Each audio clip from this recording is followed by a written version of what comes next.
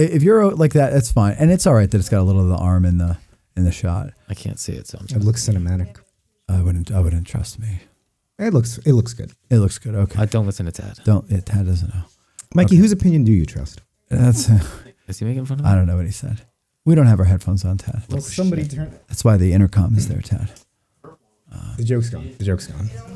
What did you say? He thinks the intercom's on. He doesn't realize I turned it off. From the Gettysburg Museum of History, you're listening to Addressing Gettysburg. Hey everybody, welcome to this episode of Addressing Gettysburg's Ask a Gettysburg Guide, and today we are talking about Lockwood's Brigade over on Culp's Hill, but also not over on Culp's Hill. They're kind of all over the place, and but their monuments are on Culp's Hill. Although, well, we'll find out if they have monuments elsewhere. I don't know. Maybe they do. Maybe they don't. I've never been to the Gettysburg battlefield, so I do not know any of this stuff. That's why we have a licensed battlefield guide with us by the name of Stu Dempsey. Stuart Dempsey. We were debating this before he got here, and somebody said he prefers to go by Stuart. And I said, well, I was introduced to him as Stu. So everybody I know who knows him calls him Stu. And I called him Stu, and I felt bad. But Stuart, welcome to the show.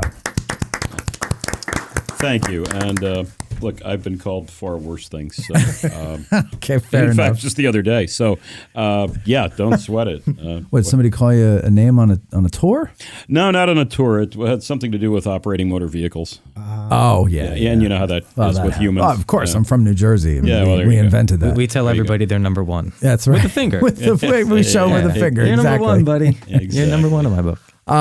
If I may, for a moment, take a little diversion here. Not diversion, a digression from our normal path. And we have a celebrity in our midst here, ladies and gentlemen, in the back. And I'd like to invite him in here just to say hi to you all. You know him as the commander of the 20th Maine here at Gettysburg, but we know him as Colonel Joshua Lawrence Chamberlain. Colonel, why don't you come in? Come on in, Colonel. Here he is. Here, come on in. No, in here. Come in here. Say hi to everybody. This is a treat. There you go. Just say hi. You got him on. There you go. You put him on Mikey's camera. Walk over by Mikey there. He won't bite. Go ahead. He won't. Too much. I don't know. Look back here. It's kind of scary. I do bite. Give us your real name. Will. Okay, Will. And Will portrays, you're 12? Yes. And you portray the Colonel Chamberlain. Yes. And you and I and your dad had dinner last night, and you were telling me something very interesting, that as a living historian, you do it a little differently than others, right? Yeah. Great. Mike, pull that mic over to him so he could be heard there, if you don't mind. And get close to that mic there, Colonel, and tell us, what is it that you do? How do you do it different than other living historians? Most people... Right into the mic. Most people tell their story about after Gettysburg. I like to think that I'm Colonel Chamberlain on July 4th, right after the Battle of Round Top happened. So you know Chamberlain up until July 4th, 1863, whereas another one might know his entire life. Yes. Is what you're saying. Yeah. And that's pretty cool. I like that. It's pretty clever. You could never go anywhere else, though. You have to stay right here at Gettysburg at all times. You could never go to Petersburg. You could never go anywhere else he's been, right? Yeah. Don't go to Petersburg. Don't go to Petersburg. It's not going to end well. Stay away from there anyway. Yeah. Okay, well, it was great to have you in here. It was great to meet you. And we're going to have you on the show later. I think you're coming back with your dad next month or something like that. We're going to try to have you in here, and we'll do a little sit-down interview with you, and we'll talk about Chamberlain. Okay? All right. Thanks, Will. It was great to have you in here. Thank you, Will. Will, ladies and gentlemen. Will Chamberlain. Not Wilt. How old is he? 12. And he's taller than me? And he's taller than you are. Oh, Mike, that's a lot of people.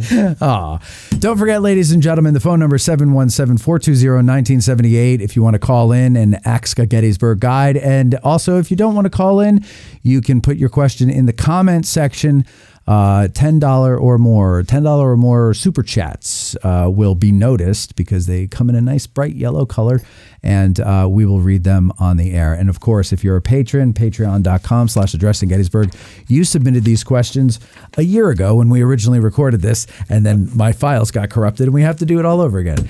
So Stu, let's get into Lockwood's brigade. They're, I guess, considered part of the 12th Corps, but they aren't part of the Army of the Potomac, right?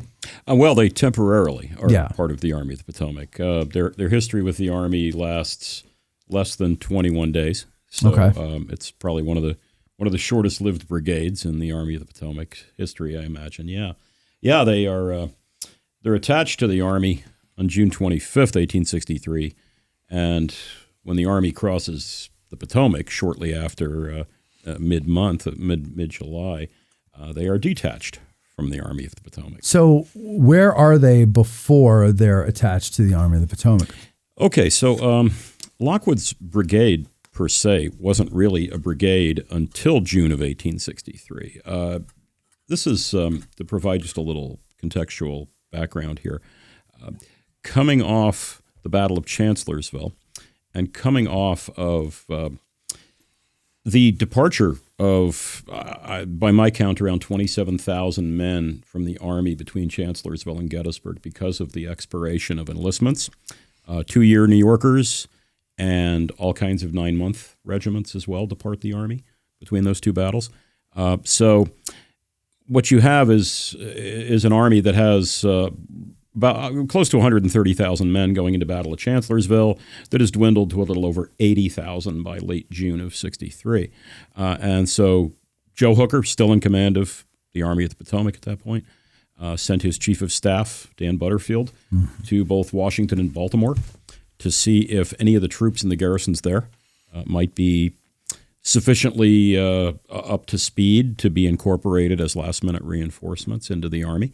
And several units that have a lot of fame at Gettysburg become part of the Army as a result of that. Standards Vermonters, the Pennsylvania Reserves, Willard's Brigade, Custer's Brigade, Farnsworth's Brigade. Those are all units that are added in the last week of June.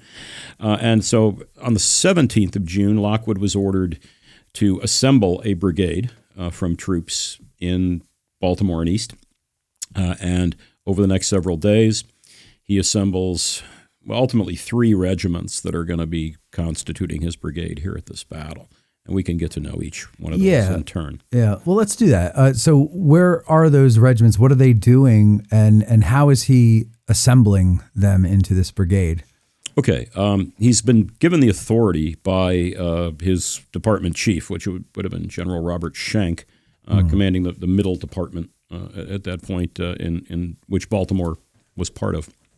And he's going to have the three regiments, the 150th New York, which had been part of the Baltimore City garrison since the previous autumn, and had actually had a pretty nice life as Civil War soldiering goes. They had nice wooden heated barracks that the men built in Baltimore, so they had a real roof over their head. They had regular band concerts. Local loyal citizenry would turn out to hear the band concerts. And they also, which I think is kind of an interesting sidelight, they did extensive training in street fighting tactics. Oh, really? Which is not something you encounter a whole lot of in the Civil War. Right. I mean, for one thing, very few Civil War fights are remotely urban and by intention. I mean, the Army simply were not trained and configured for that sort of activity. But in the case of the 150th, it makes sense. You're garrisoning a city, and you're garrisoning a city that has a recent history of, problematic behavior. Right. That's what I was just going to ask. If Baltimore has a big part in why they're training. Yes. Oh, yes. Yes. This is not a random choice that you guys are going to go out there and practice urban fighting techniques. There's a purpose behind that.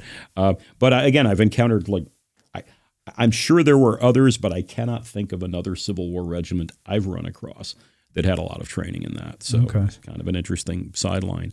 The regiment had come into being in the autumn, late summer, early autumn of '62, as a consequence of the Lincoln administration's big call up of 300,000 more men to serve for 3 years, and they're largely, almost entirely formed in Dutchess County, New York. So Poughkeepsie, Fishkill, that area, and their first colonel, Colonel Ketchum, young man, kind of a go-getter. He was a gentleman farmer in Dutchess County, and he had served in the state legislature, supposedly one of the youngest state legislators in New York's 19th century history. He's 25 when he was elected to the state legislature. And he forms and is the first commander of the 150th. And really from the time that they leave Dutchess County, Baltimore is pretty much their first destination, and they are there until late June of 63. I would describe it in the days prior to this battle as a well-trained unit. Time will prove that it's a pretty well-led regiment, but lacking in any sort of meaningful combat experience whatsoever. Gettysburg will be their first time under fire. How about marching experience? I mean, how did they get up here? They're marching, right? They're marching. Yeah. Marching. So were they quick? Were they no. slow? They were tired and not quite yet fit for the role. Yeah, and this is a problem across the board with all of these new units that get added to the Army prior to the Battle of Gettysburg. They'd been serving in essentially garrison functions over the last several months or more, and they're just not as fit as the guys who've been marching for a living in the Army of the Potomac. So all of these units in the 150th and their other comrades in Lockwood's brigade will struggle quite a bit with the lengthy marches that they're suddenly being asked to do. And, of course, it's also at a time of year where weather conditions were pretty brutal as well. Something we don't really think too much about, though. When you look at an order of battle and you look at units in the Army, and then you compare something like Lockwood's brigade or maybe even Stannard or some of these other units that haven't been with the Army on campaign in Virginia, then you see something like what the 6th Corps does with their marching, or the 2nd Corps, and it's like they're very different. They're in the same Army, but they are not operating at all at the same level of movement. No. To give my favorite extreme example of the war, on one of these late June marches, experienced veteran Army of the Potomac troops in Colonel Orland Smith's brigade, in one day they marched 38 miles. There is no way Lockwood's people could have done anything like that, and it would be unreasonable to expect that they could. So what these men talk about in their memoirs and their letters home and things, a lot of blisters, a lot of just sheer exhaustion, equipment straps cutting into the body. The New Yorkers, who actually leave us with the greatest wealth of primary source information on that brigade, the two Maryland regiments we'll discuss did not leave us with a lot, unfortunately, about their Gettysburg campaign service, but the New Yorkers did. And they describe how their grotesquely overstuffed knapsacks that they marched out of Baltimore with were very soon discarded. One man talks about, I think it was the first or the second night under the stars. He said we were too tired from marching to learn how to set up our tents. So you can see how much field service they've had. You've been in the Army like 9 months and you still don't know how to put up your tent. So that's well, why would you when you're sleeping in a nice warm in a nice warm barracks. Exactly. But he talks about waking up in the morning after a rain squall and basically throwing away his blanket, his tent half, his overcoat, because all the stuff weighed 500 pounds as being wet. So these guys are not really up for the task they've been assigned. But they're earnest young men and they're volunteers, every single one of them. So they do their best, and I think their best ends up being pretty good. And I don't know, forgive me if you said this already, what date did they leave to join the Army? So two of Lockwood's regiments depart Baltimore on the 25th of June, and the last one departs the next day, the 26th. So the two that left on the 25th were? The 150th New York, aforementioned, right. And I think a more interesting from an unusual perspective, the other regiment is the 1st Regiment Potomac Home Brigade, Maryland Volunteers. which is a mouthful. Yeah, it is. To provide a little background on what all that means. So at the beginning of the war, in the summer of 1861, and think about how the state of Maryland is still in play. In the summer of 1861, is it going to end up being a secessionist state, or what's going to happen there? So former governor of Maryland, Governor Thomas, I believe, obtained permission from the War Department to raise what he was going to call a Potomac Home Brigade. And it was going to be raised from personnel on both sides of the Potomac River, so Maryland and Northern Virginia. Although the vast majority of the men end up being, unsurprisingly, Marylanders. Right.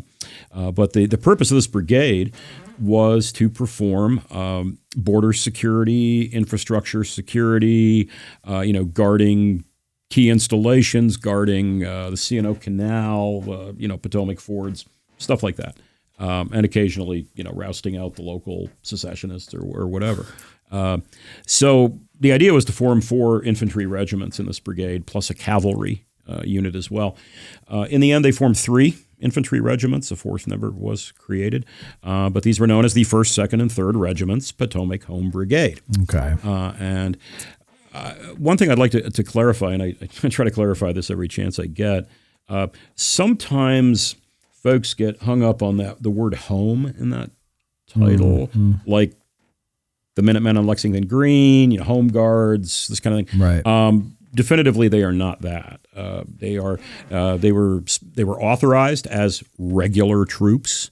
They were equipped as regular troops, trained as such, and were expected to perform the same duties that any other regular volunteer regiment might be asked to do.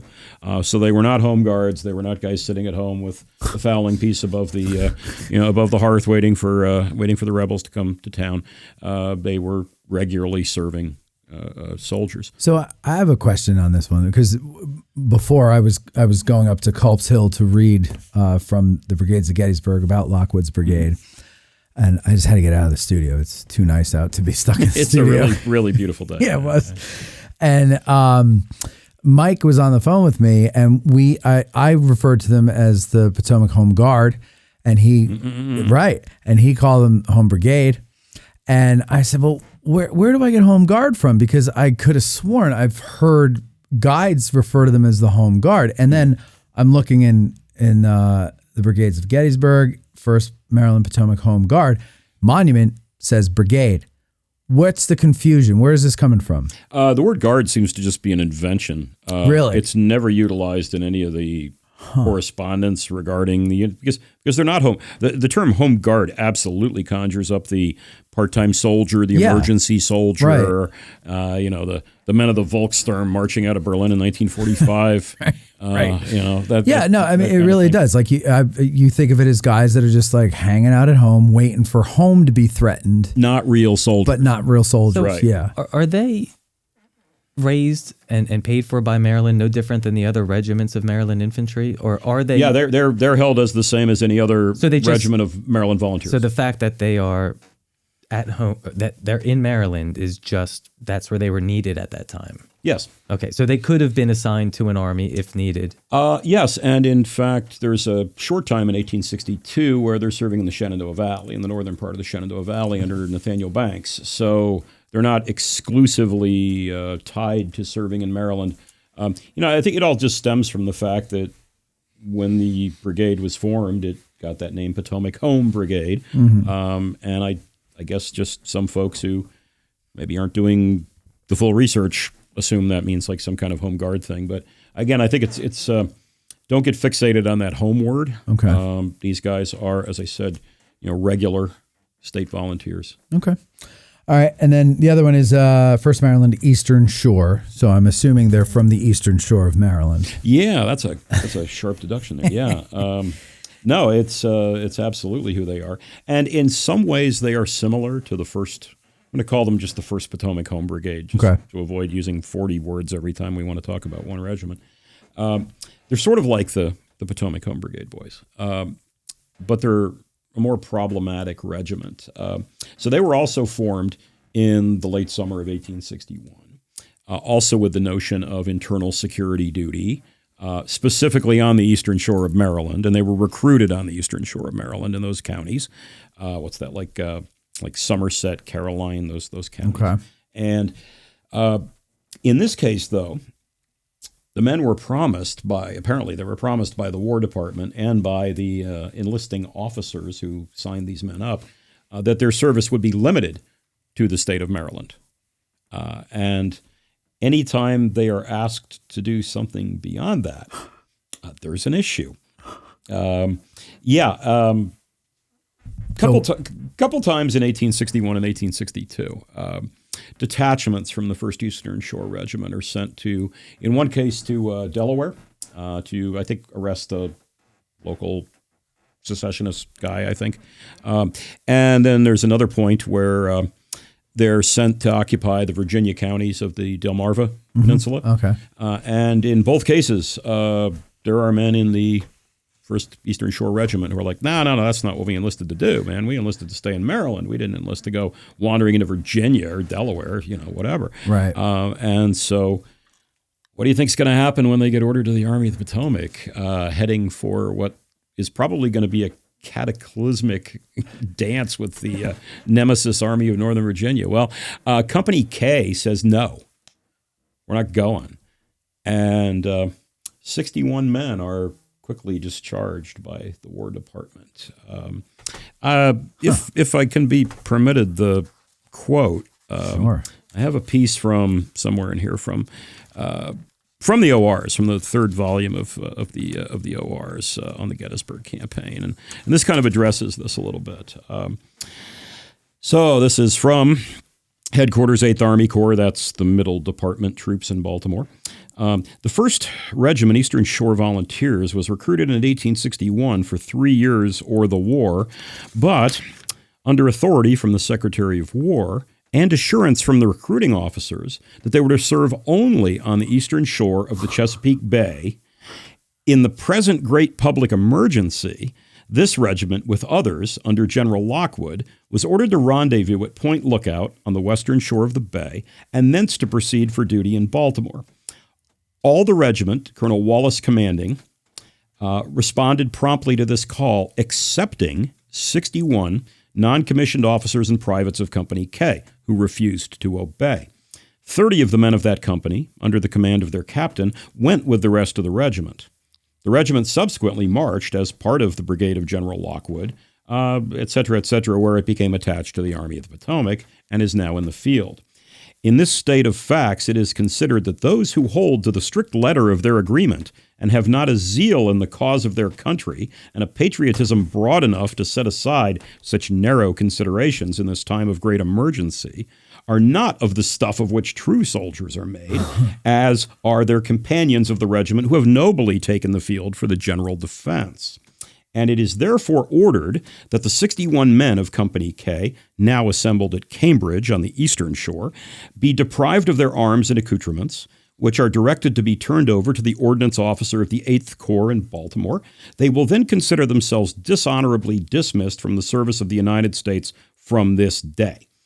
So that's The wording, that's really interesting because they don't say that it's in violation of their agreement. It's almost saying, well, that was the agreement. Yeah. But these guys are being jackasses about it. That's right. But it's it's only 90 years removed from being a very American thing if you study the Revolution. Oh, yes, very much It's so. a very American concept of not leaving the state. That's not what we agreed to. Yeah. That's right. Absolutely not. But this also seems to be, the Civil War seems to be the first time where Americans are starting to learn that even though when you sign up for something, your government says, oh yeah, you'll never be asked to do this. However, right? Unless. And then it's like, ever since then, it's like you just can't trust their word, You have to be held to yours, but they don't have to be held to theirs. I guess it's something like that. Yeah, something like that. Yeah. It is Yeah. interesting, but it's also, we've done previous episodes on the Gettysburg Address using the word nation. Yes. It's a very different concept than it was 90 years before. That's yes. true. That's true. And it seems like Well, that's why the Civil War is so fascinating, because it's this transitional period between early America and what we are now. Modern, Yeah, quote unquote. yeah.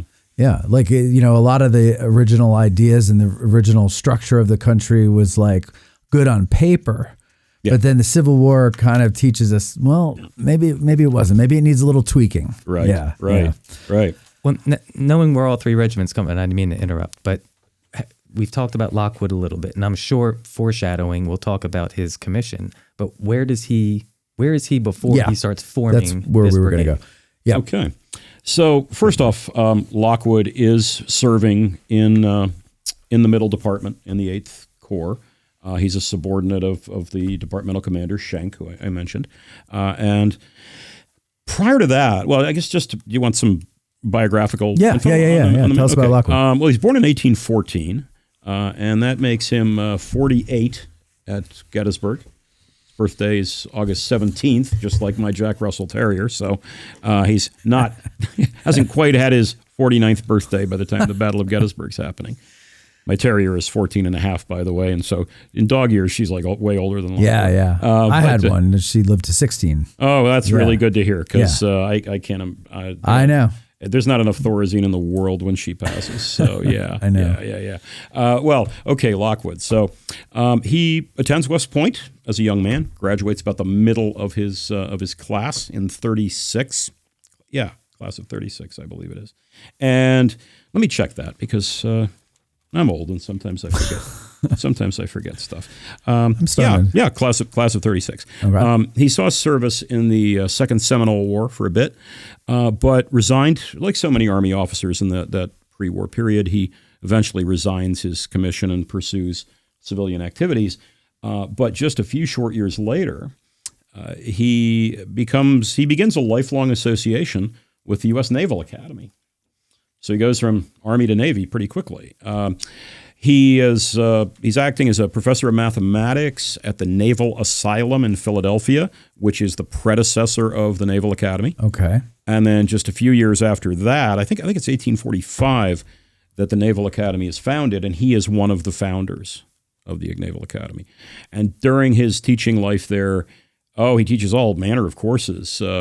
Of course, mathematics, which is his thing, but also writes papers and manuals on infantry and artillery tactics, like for use in amphibious landing forces and things like that, for use in conjunction with naval forces, and astronomy and a couple other things, too. He's a kind of Renaissance man as far as that goes. But when the Civil War broke out, I guess the Army bug bit him again. And by the way, in the pre-war period, he also served for a time aboard the USS United States, where one of his shipmates was one Herman Melville. Huh. So there you go. Huh. That's his brush with greatness, I guess. Yeah. He'll have another one in 1864, and it won't go so well. But that's with Gouverneur Warren. So that's his other brush with greatness. But it's a more abrasive brush that time. But anyway, Lockwood raises the 1st Delaware Infantry at the beginning of the Civil War. And by the end of 1861, he's already been promoted to the rank of Brigadier General of Volunteers. And basically serves as like a sector commander within the Middle Department until he gets the call to organize this brigade and take them to Hooker's army. So he has no meaningful combat experience, at least not on land anyway. And yet I think he'll perform competently here. I think he'll perform as competently as anybody else, really. So that's Henry Lockwood. Does he have any intimate knowledge or connections with any of those three regiments? No. He does not. His own when he became a brigadier general in late '61, that severed his attachment to the 1st Delaware, which of course goes on to serve very well in the 2nd Army Corps for the rest of the war. But yeah, he never leads the 1st into battle.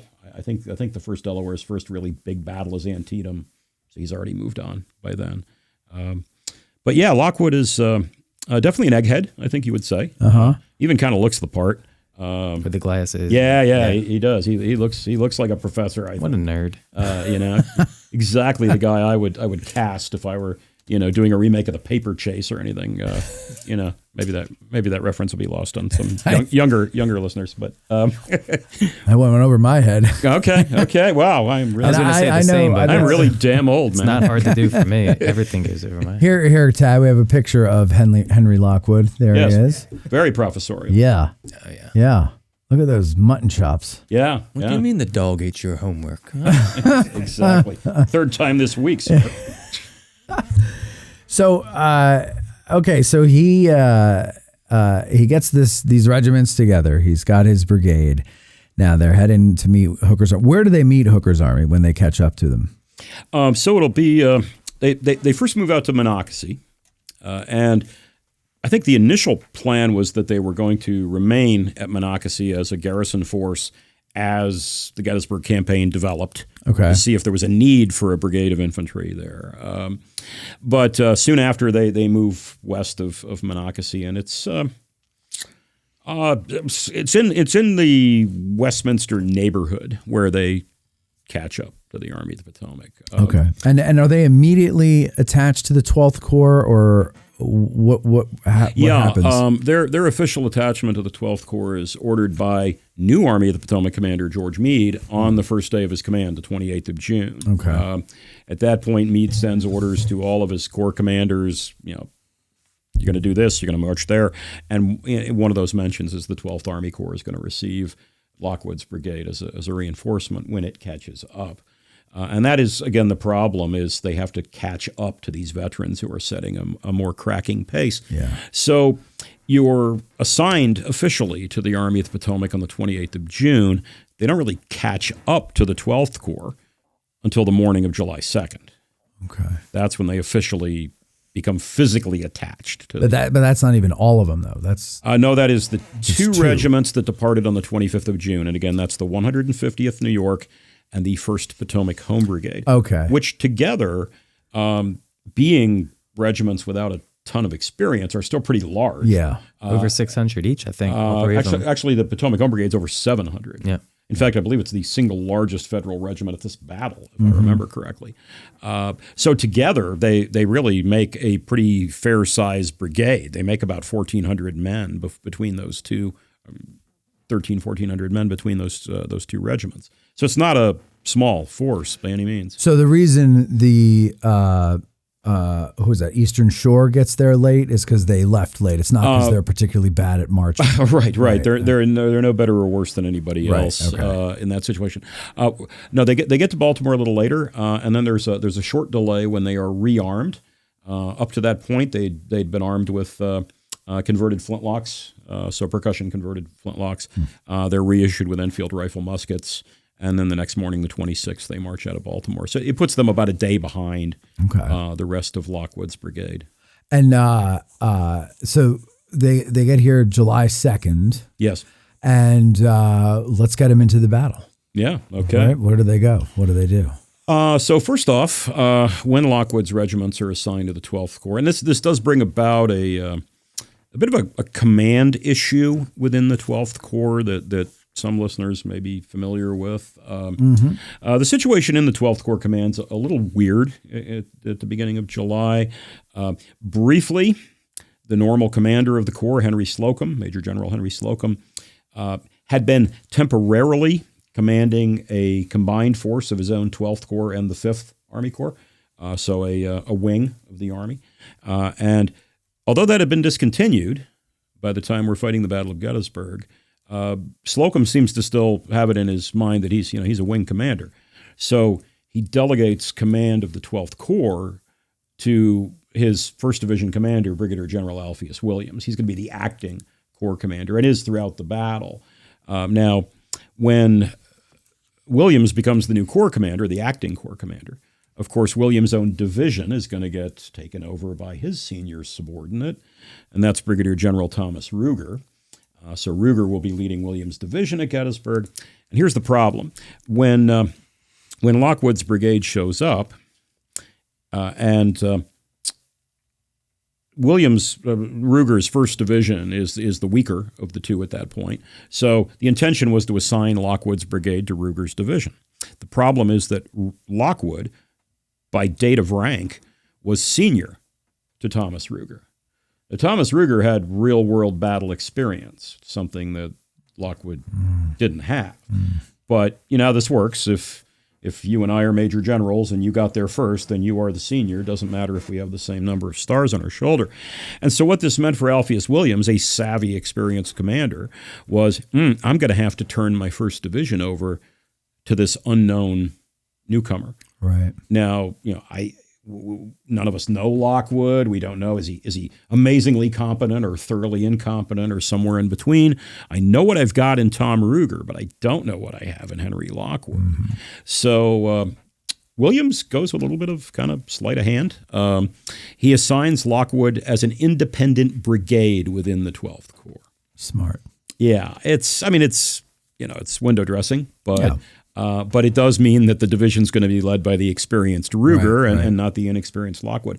And although we don't have a lot to work with as far as like correspondence or anything from Lockwood, I mean, he files a battle report and stuff. He does do that.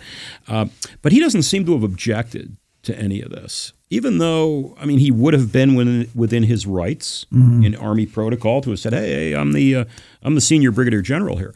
He doesn't. I think he's probably smart enough. He's certainly got the brains to know that he is the newcomer. He is the outsider. He's the untested one. And maybe the best course would just be go with it and let the more experienced guys, you know. I'm sure that's probably what he expected too. I mean, his assignment to the 12th Corps is more out of geolocation and it's arbitrary in some sense. Yeah, right, pretty much. Right. The main reason for his assignment to the 12th Corps was it was the smallest corps numerically without him. So if anybody needs reinforcement, it's those guys. Yeah, and that's another 1,800 men too. That's pretty good. That's a pretty substantial reinforcement. Sure. Yeah. And I mean, he was probably relieved too. I think I would be. Yeah, I would too. You know, I'm not really up to leading a division of total strangers who are all looking at me and wondering if I'm going to lose it under fire. Hardened veterans. Yeah. Right. And I'm the new guy who doesn't really have a lot of experience. Yeah. I think I'd be happy to go. Yes. Independent command. Thank you so much. And I'll answer to you. What seems to reinforce the idea too that Lockwood was pretty, even tempered about this is that on July 3rd, skipping ahead a little bit here, but on July 3rd, his regiments will be assigned to occasionally relieve George Greene's brigade in the breastworks during the Confederate attacks of the morning. And Lockwood even mentions that in his battle report that although I am senior to Brigadier General Greene, he was the man on the ground. He knew the situation, so I deferred to him. So Lockwood doesn't seem to be one of these officers who gets, his panties in a twist about this kind of thing. The other thing it caused, I was just thinking, this is but it's a large brigade. It's about 2,100 men. About 1,800, including the... terrible with numbers. 18, so we said Mikey. 14, and then I just thought... Well, that's not including the Eastern Shore boys. Sure, so, right. The Eastern Shore so has it's like another 400 something. Like 2,000-ish. But that would be under command of one of those three.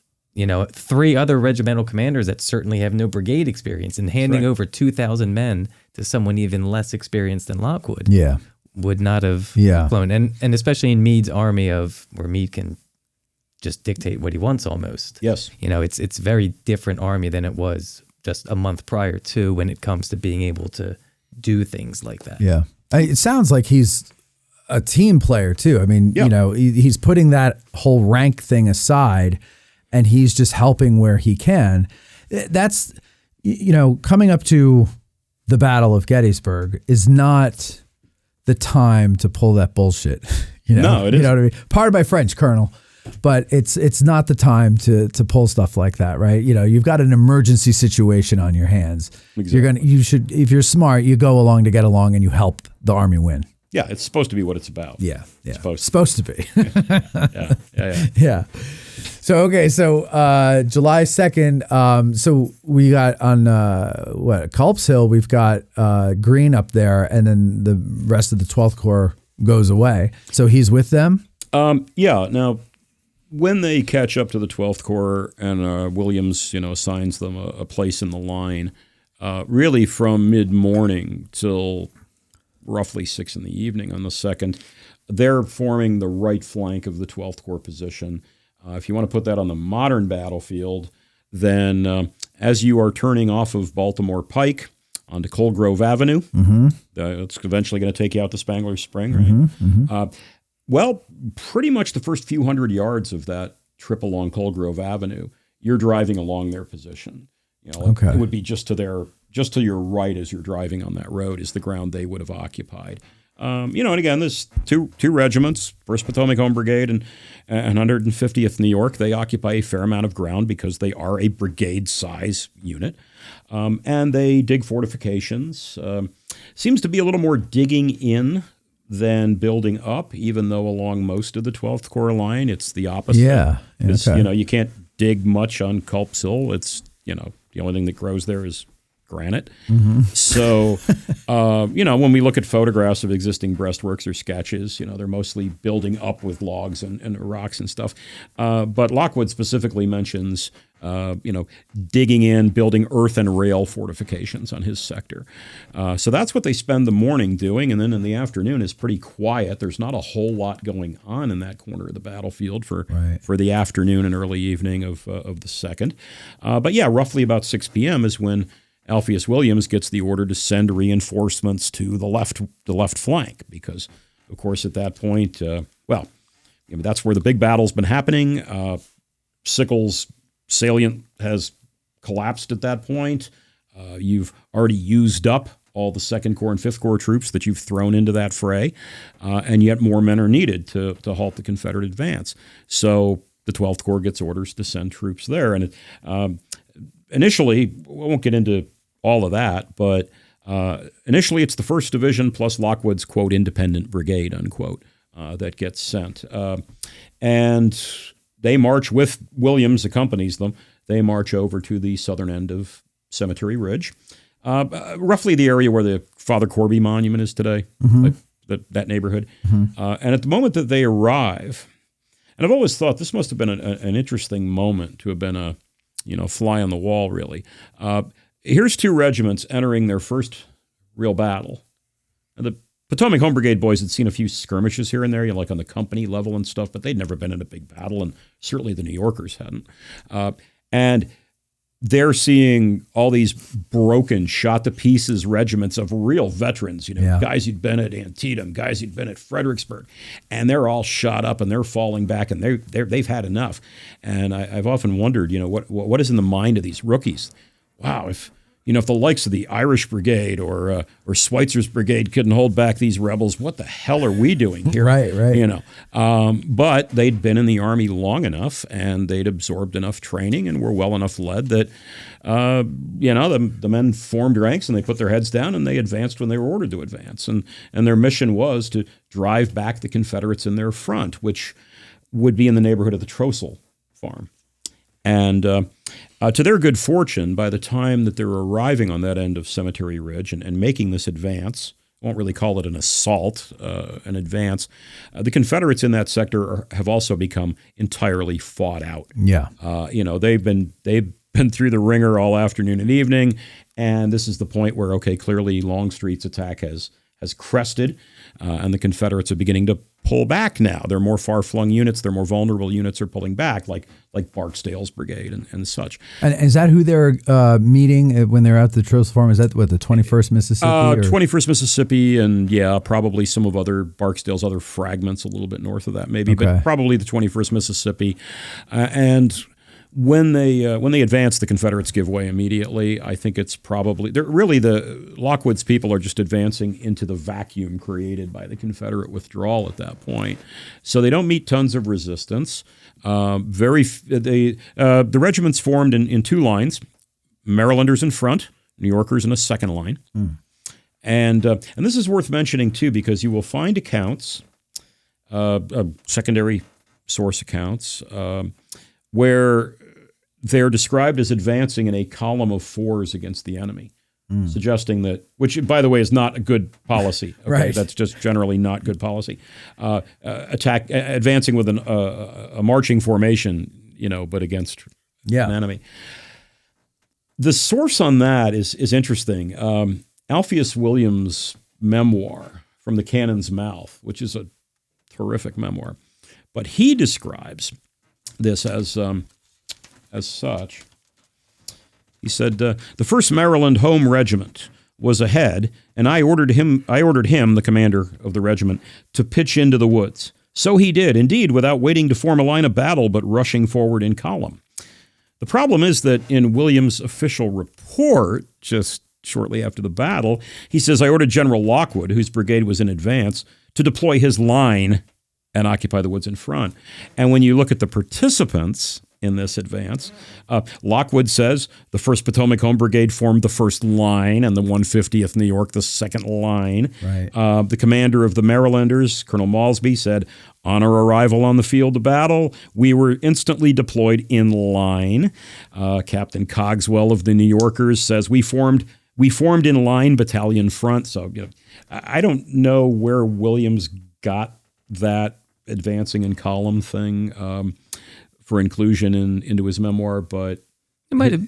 Wonder if that's just what he saw. I mean, it's very it simple. may be. A regiment going from a line into a battle line is the easiest of maneuvers. Yeah, it is. So it probably happened out of his line of sight, and he's just like, look at those crazy guys just going right in. But if they didn't meet any resistance, it's probably the quickest way to get from A to B. It is. Until they realized the Confederates were going to not give way. I am extremely dubious that they ever advanced in column into the face of the enemy. I think. Speaking of tactical brain, and sorry to backtrack a bit, but when if they were on the far right of the 12th Corps, are they leading the column going south? Yes. That's an interesting decision. And that is why they are the ones who are advancing. That's the what I was enemy. thinking. I'm like, how are they going in first? Yeah, Right. the two other brigades from the brigades from Ruger's division, they're still hanging back on Cemetery Ridge, and it's just Lockwood's people that advance because they are in the vanguard. That crazier thought. Is this the column that gets lost on the way? No, it is not. No. Okay. About an hour later, the other 12th Corps division, John Geary's division, gets orders Geary got. to also go support the left flank. But Geary's essentially told, go follow Williams. But Williams left an hour ago, and there's no map and there's no guide. Right. And so, Geary does the best he can and ends up making a wrong turn and kind of marching out of the battle. Goes down to the outlets and A couple big gulps. He gets partway to the outlets, when he realizes this can't possibly be correct. I'm supposed to be marching toward a battle, and all I hear is crickets. The battle's over there. Right. I'm going that way to nothing. Look at these Under Armour prices. Yes. Yeah. Hey, Wilson Leather really closed? Damn. Yeah. So when Lockwood's brigade gets into that area, the Trostle area, they're to the left of Willard, right? Willard from the 2nd Corps is there already. Yes. Right? Okay. And is there something with Bigelow's battery? Yes. When these two regiments advance in, I'm confident, line of battle, the Marylanders push right through the Trostle farm. Again, if they're meeting any resistance, it's the occasional scattered shot from a particularly stubborn Confederate, maybe. But they overrun Bigelow's 3 abandoned guns there. Okay. And then the New Yorkers, who are following in line behind them, the New Yorkers get a detail of men and they begin rolling the guns back to Cemetery Ridge. So the 150th secures those previously overrun guns and bring them back to Union lines. Okay. There's 2 accounts of this advance at the Trostle farm that evening. That one is from one of the New York boys, and one is from one of the Potomac Home Brigade soldiers. And I think it's interesting to look at how this little advance, which again it's essentially a no-cost advance, very little resistance. The big fight has tapered off a little while earlier, but this was a big moment for these rookies. Right, You're moving forward against the battle-tested veterans of the Army in Northern Virginia, and these men left radically different accounts of what that experience was.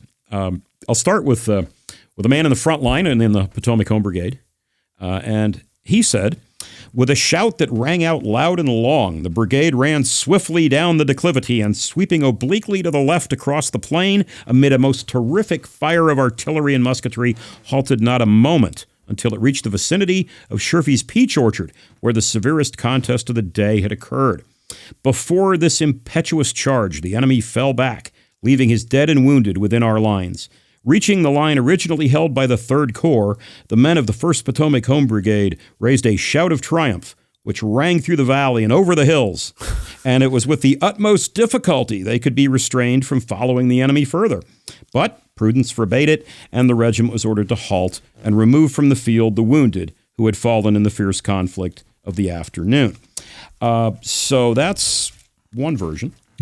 The other version is from Captain Cogswell of the 150th New York, and he said, "We reached an open space at the north end of Little Round Top, and forming in line, battalion front, advanced across the fields to a point about half a mile west of where the line had originally been formed. The position to which the regiment advanced that night is now indicated by a granite marker near the Trostle house. The enemy had fallen back upon our first approach of reinforcements and were now concealed from view. We neither saw them again nor discharged a musket. 3 pieces of a Rhode Island battery," he meant Massachusetts, "were drawn off the field." So, according to Captain Cogswell, there wasn't really much to this at all. And of course, according to the Marylander, this was like the biggest moment in the American Civil War. Of course. And I think, honestly, I think Cogswell of the 150th is probably a little more accurate as to what that moment involved. So you mentioned something before about when they were on their way over from their original position over to what would be the Trostle farm area. Mm-hmm.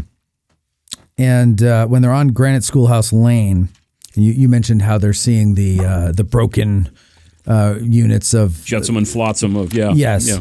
And so there was a passage that struck me in the Brigades at Gettysburg. Brigades of Gettysburg. I always get that wrong. And it says, "They soon passed a stream of wounded men. The first wounded soldier they encountered had blood on his hand and arm. Quote, we looked from one to another with serious faces which expressed what we all felt, but no one put into words. Jesting ceased. A strange silence fell upon the marching column. Strange that a little wound in a man's arm should affect us so." That was Charles Benton of the 150th Yeah, I was New going York. to say that has to be Charles Benton, who was a teenage musician at the time. Okay. And right around the turn of the century, he wrote a memoir of his war service. Useful memoir, I would add, in terms of 150th New York accounts. Yeah, this theme comes back in Benton's writing because the next day, they're behind the breastworks at Culp's Hill, and they're shooting down Confederates by the bushel. And he remarks, wow, just yesterday, we were all freaking out at the sight of one wounded man. And now we're just nonchalant about guys getting cut to pieces. Funny how that happens. Yeah. So quickly. Almost instant, I can't even speak the word. Acclamation? Yeah, I guess that's the one. Yeah. Yeah. It does. It very quickly takes the rookies and makes them almost immune to the horrors of battle in no time at all. I think that's a great. I'm glad you read that. I mean, that's a really telling kind of account. I mean, these are guys that have fashioned themselves as soldiers for months. Yep. Mm-hmm. Right. They did soldiering as they were told to do. To their mind's eyes, they were just as much as soldiers. Now, they hadn't seen the elephant. Right. That didn't matter. They'd been in service for, 7 months at this point? About 9. Or more than that? Okay. 9, yeah. So since almost a year. Almost a year. Yeah. And then the first time they see what that really is that same experience all Sobering. those other soldiers have. And the fact that by the next day, they are, it's like that switch, which is, what those guys had to compartmentalize, what they had to push aside to do what they're there to do. Yeah. Because there's nowhere to go. Yeah. No. Although 2 men do desert from the 150th over the course of July 2nd, 3rd. So 2 guys didn't adjust, I guess. It's a small number. Yeah, it's a very small number in yeah. a regiment of 600 men. Yeah. Yeah. 600 men who have never, as you say, seen the elephant, Right. Believe me, I would have been the 3rd guy if I were in that regiment. Yeah. I would have turned around when I saw the bloody arm. It's like, forget it. I'm done with this. If not after the first day with the big knapsack, yeah. Right. Well, the 150th seems to be, like so many of these summer 1862 raised regiments, it seems to be made of pretty good stuff. Not to get too ahead of things, but they will be the one regiment of Lockwood's brigade that remains with the Army of the Potomac. When the brigade is essentially disbanded at the end of the Gettysburg campaign, and the Maryland units go back to the internal security duties that they were doing beforehand. The 150th is permanently incorporated into the 12th Corps. So they will go west with the 12th Corps. They'll be at Wauhatchie. They'll be at the Chattanooga campaign. And, of course, then from there on, the Atlanta campaign, the Carolinas, right through the end. They're serving in Sherman's Army Group in the last year of the war. So, is there a particular reason why they were kept? Did they request to stay, or were they ordered to stay? I mean, I wouldn't have requested to stay. I would have wanted to go back to the barracks on Utah Street. I was just going to say that they must have thought that was a raw deal. I mean, we got our battle in. We're good to go now. Back to Baltimore. It would be a nice thing. Yeah. You're from New York. I think the main reason is the Maryland units were raised with the purpose of internal security duties, and that's still a valid mission after the Gettysburg campaign for sure, while the New Yorkers are a much more, for lack of a better term, a much more normal regiment of infantry, and not raised with any specific mission other than go fight the enemy wherever you find them. And so I think if you were going to incorporate one of those regiments, it's probably the only one you could have really incorporated. Sure, yeah. Probably makes sense. All the men raised in Pennsylvania for the emergency probably didn't do them any favors either. We don't need you helping back home. We've got thousands of guys that don't know what they're doing. You're in the Army now. You've shown you can fight. We got to go south, and you're coming with us. Yeah, and they have a very fine record in the last year and a half of the war. So. They're good material, clearly. Yeah. All right. So Trostle Farm, they recover some guns of Bigelow's battery, and then what? So then again, since there's really no threat to the left flank any longer, they get a couple hours of rest. Apparently, sometime after dark. One report says 9 p.m. As always, take times of day with. Like an entire bag of salt. But sometime after dark for sure, they are then marched back toward Culp's Hill. Not to Culp's Hill, because of course part of the hill is now in Confederate hands. Right. And yet they're formed along the Baltimore Pike in the area of the Spangler farm over there, where they're supporting some of the Union artillery batteries that are moving into position along there. Of course, by the morning of the 3rd, the plan, General Williams, acting 12th Corps commander, his plan is to retake the part of the Culp's Hill that had fallen to the Confederates the previous evening, the lower summit of the hill. And part of that plan for a federal counterattack involved a pretty big artillery bombardment. So you're moving a lot of Union artillery into Powers Hill and along the Baltimore Turnpike. And for a time, Lockwood's people were simply supporting the artillery there. But a couple things happened on the morning of the 3rd. First off, the wayward 1st Eastern Shore Regiment finally catches up. They made a pretty cracking pace, I think, altogether.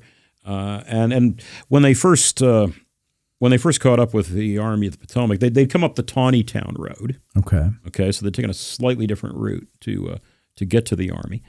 And one of the first things that they do, they're marching behind Little Round Top, and they talk about solid shot crashing through the trees occasionally, being a little disconcerting.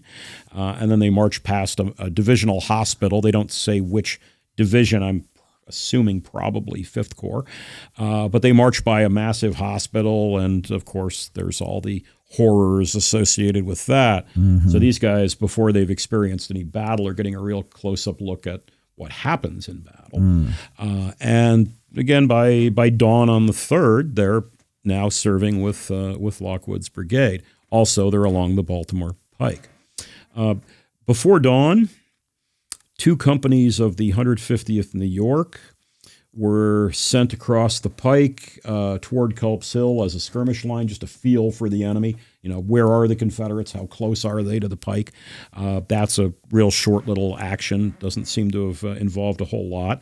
And then a little later in the morning, I believe about 6 a.m., the Potomac Home Brigade is ordered to make an attack on the Confederate position in the neighborhood of what is called today Pardee Field, and the area a little bit towards Spangler Spring from there. The purpose of this attack is it's not a well-known attack. I mean, people have heard of the 2nd Massachusetts and 27th Indiana and that kind of snafu that happens there. But the Potomac Home Brigade boys make an attack of their own. Yeah. Now, the purpose of this is seems to be lost to history. So this is a supposition on my part, nothing more than a supposition. But Williams talks about, as part of his plan to retake Culp's Hill, Geary's division was going to do the heavy lifting. Geary being his left-hand division, he was going to do the retaking of the ground, and he was going to support that with feints, sort of small jabs, if you will, from Ruger's division and Lockwood's brigade. That, for example, is what brings on the 27th Indiana, 2nd Massachusetts thing. And apparently Lockwood received instructions to conduct a one-regiment attack of his own. And it is difficult to know whether this was supposed to be, a feint that got aborted before it got too serious or not, or whether Lockwood maybe loses control of events for a moment or what. But this is a full hell for leather charge by the Marylanders. And if the accounts of the Marylanders can be believed, and I mean, I just read you a rather fantastical account by a Marylander, but these are this is Lockwood, and this is the regimental commander Malsby talking. They say it was looked to be a pretty successful attack that seemed to have the Confederates on their heels a little when they were ordered to halt the advance because of a Union unit unidentified that is moving in on the Confederate flank and was going to enter their field of fire, potentially. The way that, let me, if you don't mind, I'm just going to, I'll let the guys on the guys on the scene tell the story here. This is from a member of the 1st Potomac Home Brigade, and he said it seemed certain destruction, but such were orders, and Colonel Malsby gave the command, forward, double quick. With deafening cheers, always deafening cheers, the line sprang forward and advanced as rapidly as the nature of the ground would allow. From behind every tree and rock, the enemy's fire was poured in, but the regiment, with courage undaunted, pushed forward toward the stone wall. This would be the one bisecting, the ground, the place, from which our adversary sent death-dealing missiles.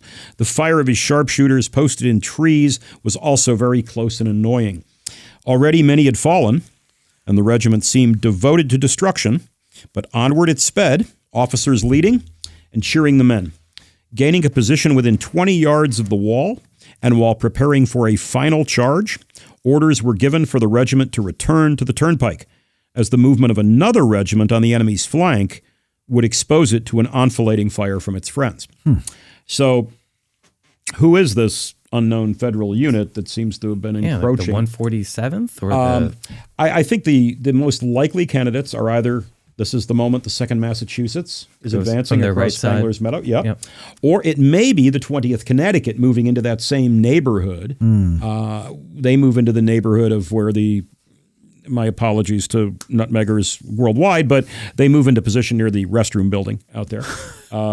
Are they the ones taking artillery fire from friendly fire? Yes, them and the 46th Pennsylvania both take so-called friendly fire and get really aggravated about it. Yeah, they send like death threats to the artillerymen. Right. Yeah, they do, which is maybe understandable under the circumstances. Sure. But yeah, I think it's maybe 20th Connecticut, maybe 2nd Massachusetts. They're the only candidates I can think of that would have been advancing from like a perpendicular angle to the axis of the Potomac Home Brigade advance, where, real friendly fire could be an issue there. But regardless of who it was, Malsby is ordered at the last minute, call off the attack and fall back.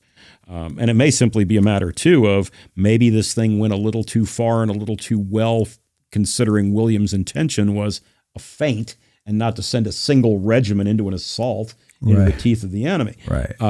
But again, it seems to have gone pretty well. The men seem to have behaved very well in what is really their first real test. Because here the Confederates aren't pulling back. Here the Confederates aren't exhausted. They're fighting. And they seem to have done quite well. They also lose very heavily. The 1st Potomac Home Brigade, for the entirety of the battle, loses just over 100 casualties, which is significant. 80 of those fell during this quick morning advance, this feint. So they get cut up pretty significantly. And they fall back to the Baltimore Turnpike. And for at least a couple hours anyway. They'll get a chance to lick their wounds and rest up.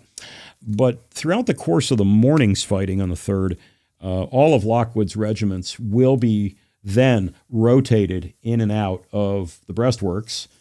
This is on General Geary's divisional front, so on the upper summit, mainly, of Culp's Hill. And, of course, during the Confederate attacks in the morning, and maybe just to provide a little bit of big picture background on this, on the evening of the 2nd, the Confederates overrun essentially half of Culp's Hill, the lower summit, and Geary's division managed to hold the upper part of the hill. So the Confederates renew the attack at dawn. So both sides had been planning an attack at dawn. Williams to retake the ground and the Confederates to exploit what they'd taken the previous evening. And really the Confederates jump first, so their attacks start rolling. And in response to this, mainly it's just a defensive posture for Federal troops on the upper hill. And it's just stand in the breastworks and load and fire as rapidly as you possibly can. And a whole lot of regiments go through an amazing amount of ammunition that morning. I've looked at regiment after regiment where men talk about firing 150 rounds, 200 rounds, just in that morning. So obviously under those conditions, you are regularly going to have to pull troops out of the line, replenish ammunition, clean, filthy weapons that won't load anymore, and just, give the men's shoulders a break, if nothing else. And when those rotations are taking place, Lockwood's brigade gets called in regiment by regiment, not as a whole brigade, but to spell some of Geary's men. So is Lockwood's brigade as a whole kind of viewed as like the Corps Reserve or the Division Reserve or A Division's Reserve? Like what? How are they being utilized by the overall I guess you would say that Williams is using them as kind of a reserve, plugging them in where necessary. Although other units will also be doing that. Shaler's brigade from the 6th Corps comes over there in the morning, and they're doing the same thing. They're just rotating regiment by regiment, and the units of Geary's own division are doing that. Like the 29th Ohio will go in to take the place of the 149th New York for a while, and then they'll switch back. Again, keep in mind, it's a tremendous volume of fire these guys are putting out. Ridiculously high. Think about how unassailable that position is by July 3rd. I mean, the ground itself, if you're on East Confederate Avenue and you're looking up at that hill in the winter or the fall, Jesus, you're like, daunting. Jesus. Yeah. And to think, I'm going to use the word luxury, but to have a luxury of that many men that you can just rotate regiments to keep up a pace of fire, there's no way they're getting up that hill. No. Oh, I think luxury is exactly the right word. There's not many times in the Civil War where you do have that luxury of, hey, that regiment's tired. That regiment has filthy rifles. Let's send somebody fresh in. And yet that's what's being done all morning long. And Confederate attacks that probably would have been futile anyway are absolutely futile under those conditions. Every time they advance, they get hit by a wall of lead.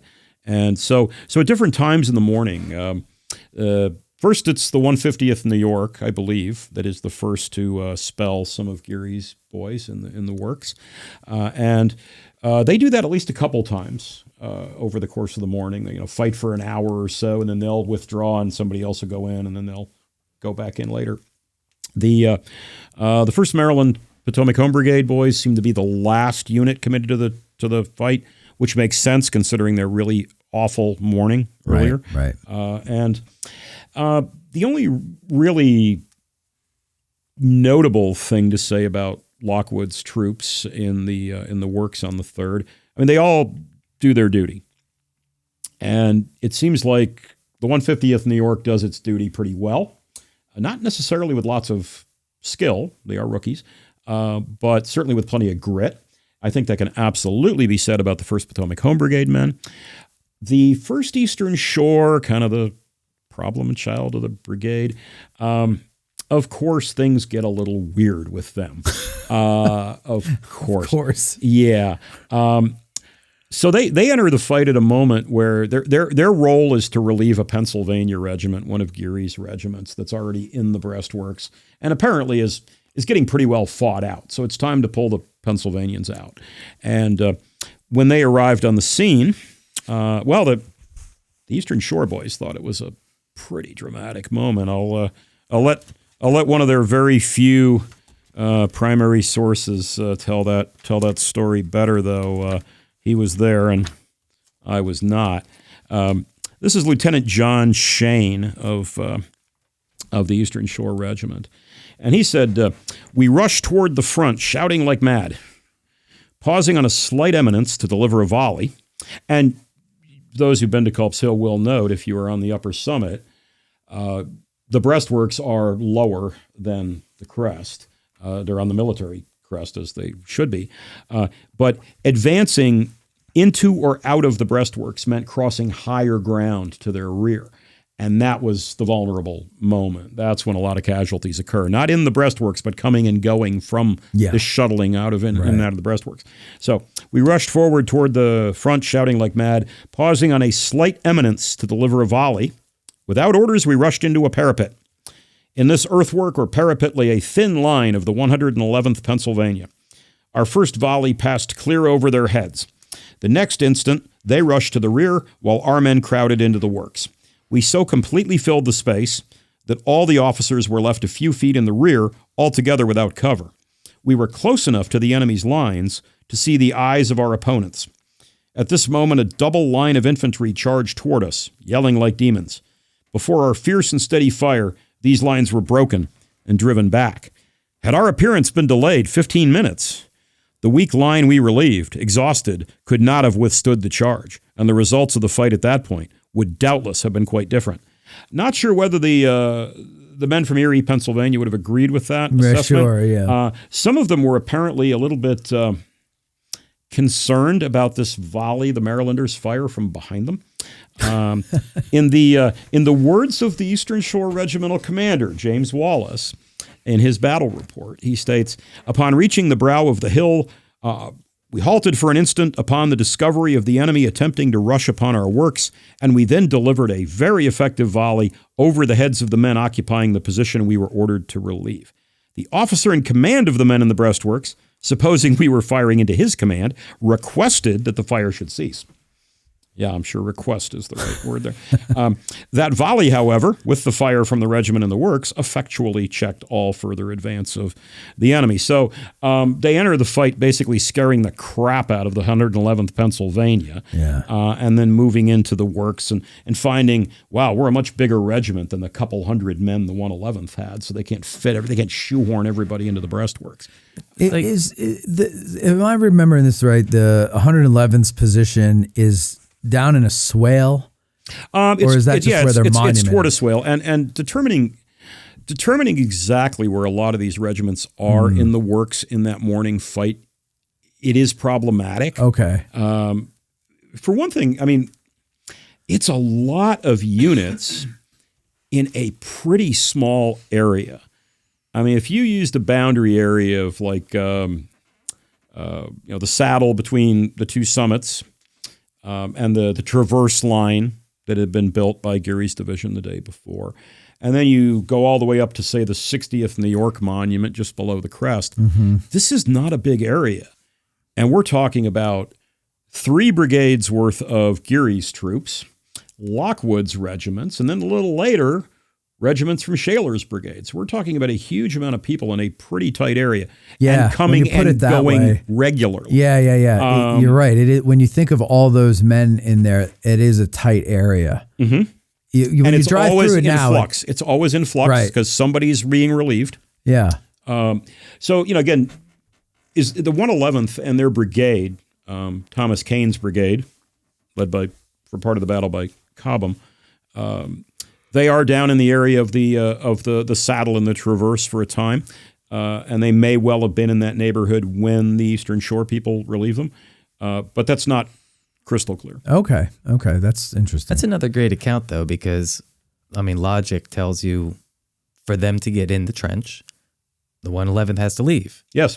111th sees their relief coming.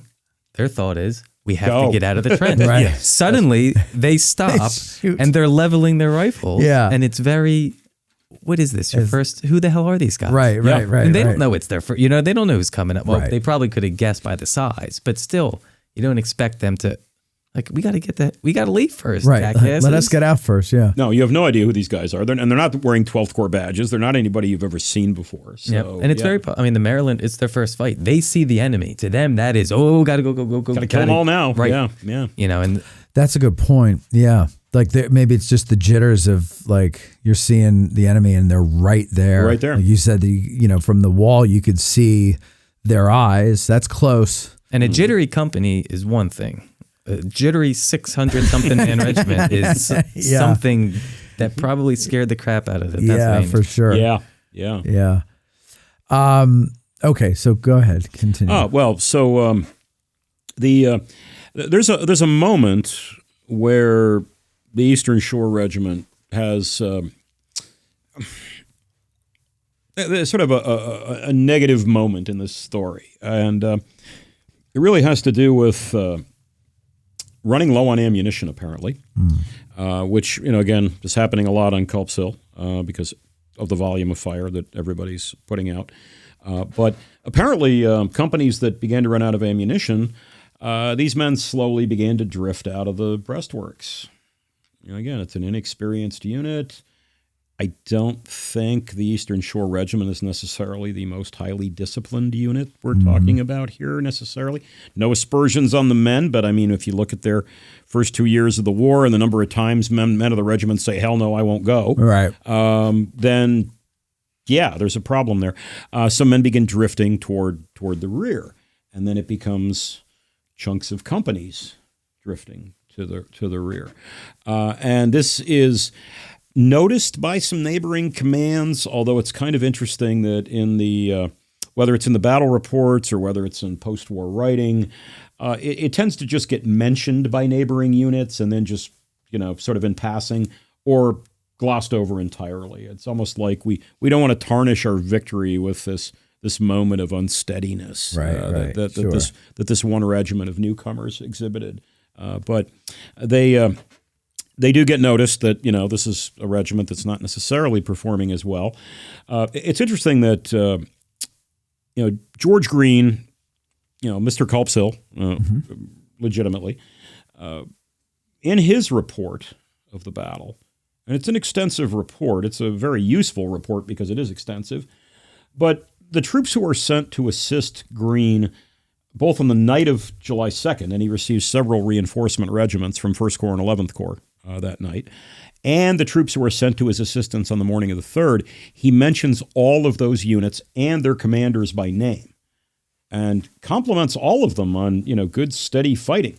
He talks about how the 1st Potomac Home Brigade and the 150th New York, new troops performed well, and then he just mentions the Eastern Shore Regiment. Oh, yeah, they were there too. No, they performed admirably or showed a lot of grit or any of that stuff. Right. They were there too. And I think it's, I view it as kind of criticism by omission. Yeah. A little bit there, I don't have anything nice to say, so I'm just not going to say much of anything. Yeah. It sounds like they were a pain in the ass, and that's the best he could say. Probably a bit of a pain in the ass. Yeah. But, they did basically what they were asked to do. They just didn't do it all that skillfully. You know how we were talking about Lockwood being smart and, going along to get along and let's just be a team player and win the battle and do what I can to help that happen. They're the opposite, it sounds like. They're the ones who are like kicking and screaming the whole way. I mean, I might be exaggerating a bit and it might be a little unfair, but it just sounds to me like their attitude, they might have had an attitude, might have had a bad attitude. Well, I mean, certainly Company K did. Yeah. Well, they didn't go. No, right? Most of them didn't go. Of them didn't go. A little rump of the company does go to Gettysburg voluntarily. It's hard to say because all we have to go on about what material this regiment is made of under fire, all we have to go on is one morning at the Battle of Gettysburg. These guys will never fight in another significant battle over the course of the entire war. Oh, interesting. They're going to go back to the whole internal security thing. And they're not going to fight in the Overland Campaign, and they're not going to be at Petersburg or any of this stuff. So Gettysburg, morning of July 3rd, is their defining moment of the war. And yet we only have a couple of accounts. We have the man I've quoted, Lieutenant John Shane. We have the report of the regimental commander, Colonel Wallace. And that's just about it, other than tangential mention in like Greene's report or whatever, or the 111th Pennsylvania guys talking about, wow, these Marylanders almost blew us away. That's all we have to work with. So it's really hard to know, are these guys just a little discombobulated in their first battle and maybe not being led terribly well? Or are they, second-class material that just does not want to be there? I was going to say, I'd like to say the first over I do too. Yeah. You'd want to look and I was going to say, well, imagine all these other veteran regiments. What was their first engagement like? But to be even more than that, this Maryland Eastern Shore Regiment had it harder than they did, because when the war began, those regiments were all in the same equal playing field. Yeah. This Eastern Shore Regiment is coming into a very experienced army. Yeah. And they probably have we got to do something. We're going to show them we can stick in. And there's just the inexperience. So they're it's like giving the kid the big stick. Yeah, I was going to say, letting them swing it's it the around. over-eager little brother trying to prove. Tommy. It may well be. Yeah. You can't hit your brother in the head with that. Yeah. So are you saying like maybe they were a little spastic? No, I think it's a mix of inexperience, and they didn't expect to be there a couple weeks before that. No. And I think that's difficult for anybody. Yeah, I'm standing up for him. Yeah, no, I think we should stand up for them because we weren't there, and I couldn't do any of that. Well, that's exactly the point. At the end of the day, the great majority of the men stood their ground. Yeah. Did what they were told to do. Again, maybe didn't do it all that skillfully, but did what they were asked to do. They were there. And who cares if they had a bad attitude? Well, I would too in those conditions. At the end of the day, none of this costs the battle. Right. So, other units crumble. Veteran units crumble. These guys don't really crumble. They begin to fall apart a little bit with the lack of ammo and beginning to kind of retreat in dribs and drabs. But that doesn't become a rout. And they had a good enough attitude to march for a week to get there.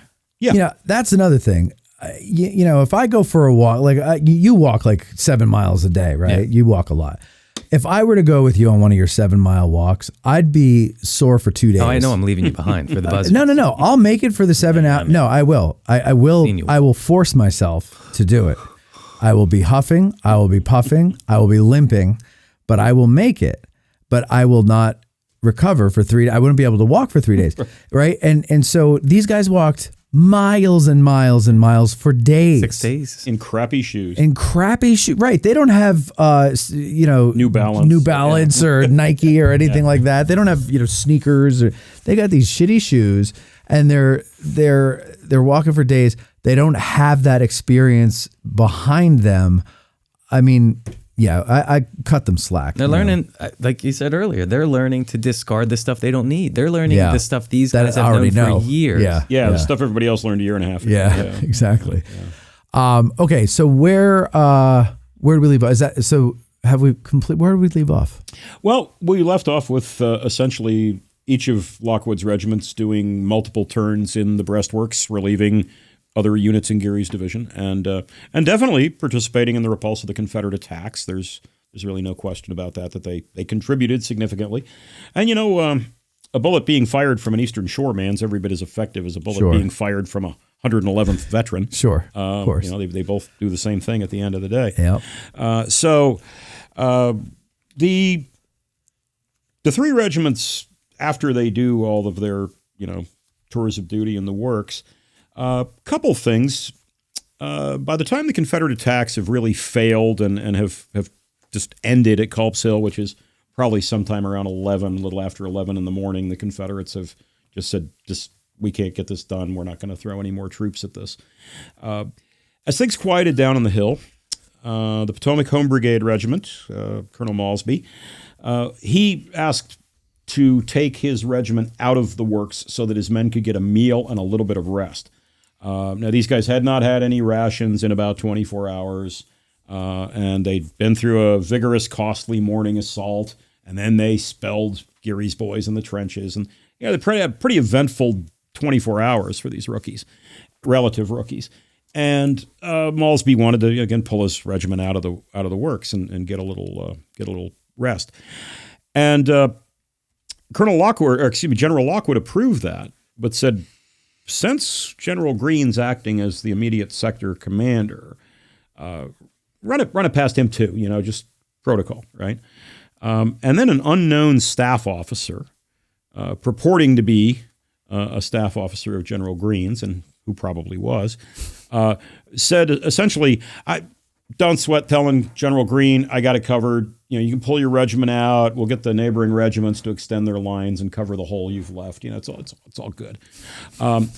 Yeah, well, it wasn't all good, apparently. Or so that's what they said. Oh, no, we saw a guy. He said it's fine. Yeah. He did. His name was Steve. Yeah, Steve. Lieutenant Steve. Lieutenant Steve, yeah. Smith, I think, yeah.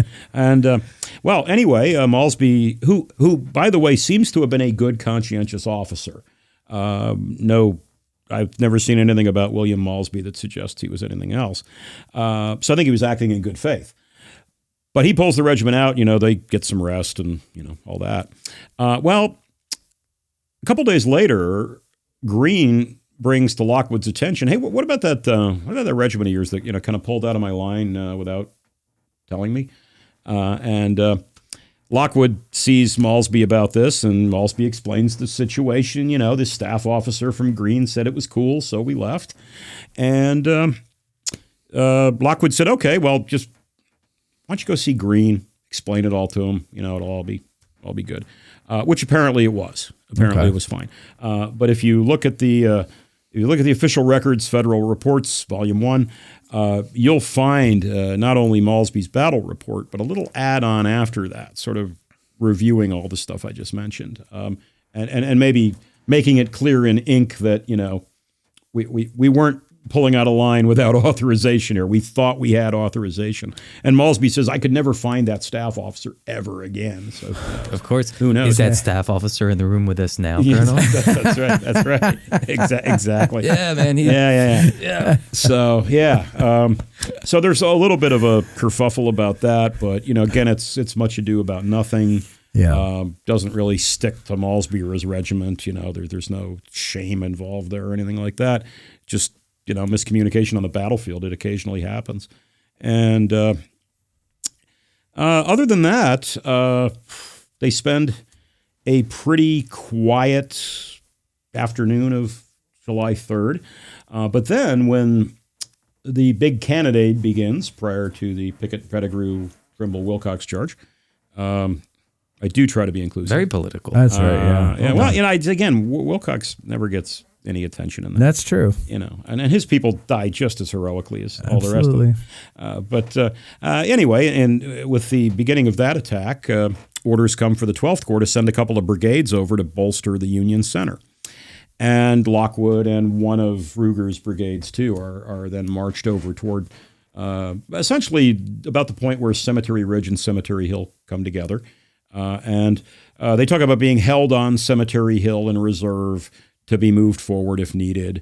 So if there'd been a Confederate breakthrough there were a lot of Federal troops that were sort of coalescing around that neighborhood, and Lockwood's men were some of those. You're talking like the Leicester House area, or that neighborhood? Yeah, I think. Yeah. Right. I think that neighborhood.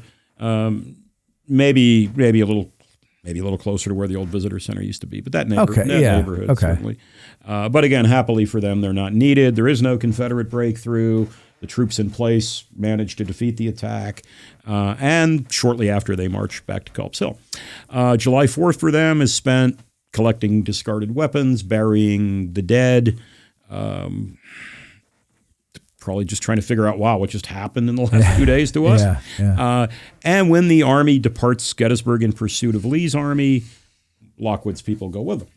And they'll take part in the pursuit. And at the point where Lee's army, though, crosses the Potomac on the 14th of July, that's pretty much the end of the Lockwood's Brigade's story. Because when Meade's army crosses the Potomac in pursuit shortly after that, Lockwood's Brigade's going out of existence. Lockwood's been ordered to take the Maryland regiments, take them back to their earlier duties. 150th New York, you're now permanently 12th Corps. Lockwood's Brigade then passes into oblivion. So Lockwood goes back to? So he goes back to the Middle Department, various duties within the Middle Department, although his war briefly gets exciting one last time. Okay. In the late spring, beginning of June of 64, a division commander vacancy occurs in the 5th Corps, at that time commanded by Gouverneur K. Warren. And Lockwood is summoned to fill it. I don't know why Lockwood was summoned to fill it necessarily. I mean, of all the available brigadier generals, why him? I don't know. But he gets the job. He's ordered to report to General Warren at 5th Corps headquarters. He's given command of a division. So this is something he's never done before. Right. Commanded a brigade in one fight. Did okay. Did fine. A division in open country warfare is a whole other animal. And he incurs the wrath of Warren, which was mighty easy to do in the overland campaign. Really, Warren seems like he was pretty tightly wound for a lot of that. So he takes a lot of that out on Lockwood. And I think it's within 48 hours of his taking command of his division, he's fired and told, go back to Baltimore. We don't need you here. I don't know that he was necessarily fairly treated by Warren, but, whatever. So he goes back to Baltimore, and again, the last months of his Civil War are back in pretty quiet duty. After the war, he goes back to the Naval Academy. Oh, really? And really, for the rest of his life, that's what he's doing. He's teaching at the Naval Academy. Wow. Almost until his death. So you're at the Naval Academy being taught by somebody who fought at Gettysburg. What an interesting... Commanded an infantry brigade at Gettysburg, That's interesting. Yeah. Now, the 150th New York, when they stayed with the 12th Corps, who were they brigaded with? So they're given to the 1st Division. Let me think here real quick, because the division goes through a couple of incarnations. I believe they are assigned to Ruger's 3rd Brigade, as I recall. Okay. Now, again, though, once we get to the beginning of 1864, the 12th Corps, along with the 11th, and several other regiments from that had been in the East Tennessee area are all combined into a big, brand new 20th Corps. Right. And a lot of the brigade organizations changed at that point. I'm honestly not remembering exactly where the 150th is at that point, except I'm certain they do remain in the 1st Division, but I can't give you their brigade in the Atlanta campaign or the Carolinas campaign. More than I could have given, so... The big question we all have is who got the really nice Baltimore quarters of the 150th New York? Yeah, I don't know. Who's moving in?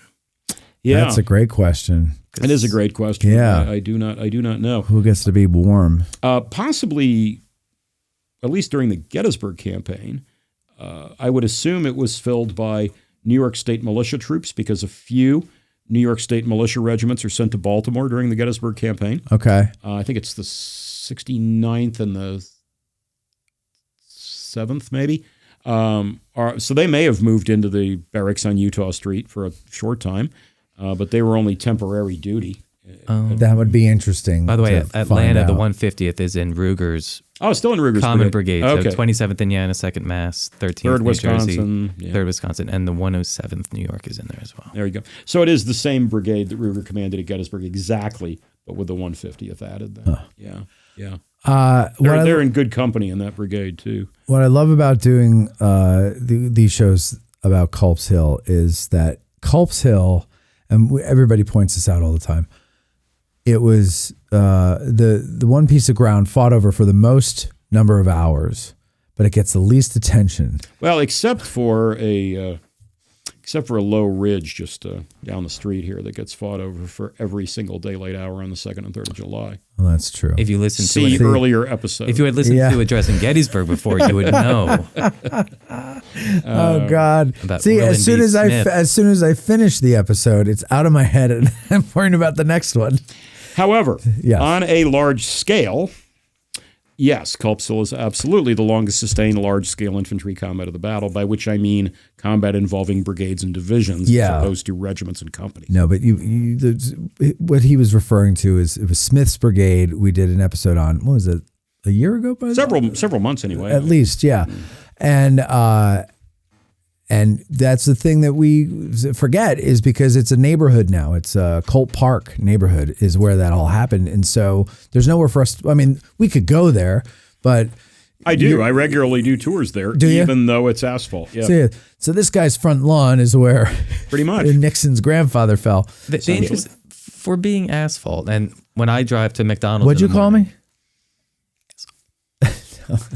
Spelled slightly differently. Yeah, the French spelling. Asphalt. If I Okay. go to McDonald's in the morning for a coffee, because I like McDonald's coffee, I don't know why. I don't either. I go through Colt Park, and even though there's houses there, those undulations are still very noticeable. Fairview and Highland Avenues run right along the crest, and especially if you are looking west, like towards Seminary Ridge, you're very clearly on a piece of high ground. For all those houses, it's still very distinct, very noticeable. And if you go, I think it's down Queen Street, and you get there to the crest of the ridge, and you stop and you look straight out, you're going to see the Rec Park down below, but right across or right behind that is Seminary Ridge. Yeah. So there's the Confederate line. So there you can at least get an idea if you go to those spots, and you can see, and you can turn around and look behind you, and then you'll see buildings, but that's Cemetery Hill. And it's high. It is high. You go up to that first stop sign, that four-way stop Fairview sign, Avenue. and you turn around and you look back towards the Rec Park. It's like, this is why they came out here. Yeah. It makes perfect sense. Yeah. Okay.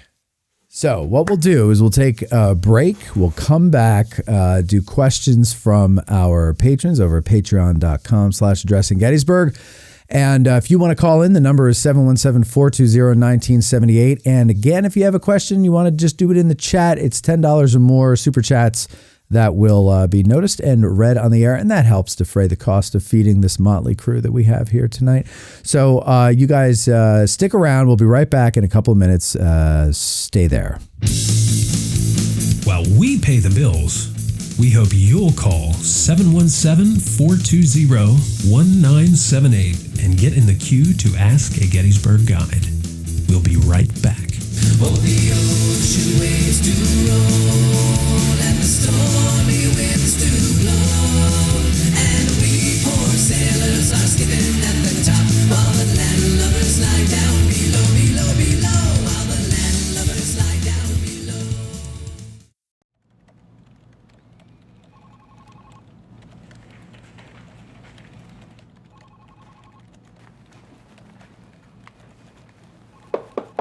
Hey, buddy.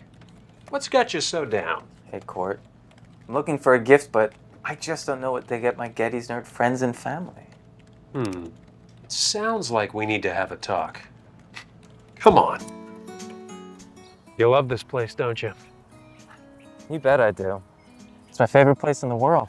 Well, you see, at Addressing Gettysburg, it's our mission to keep these stories alive. How do we do that? I'm glad you asked, sport.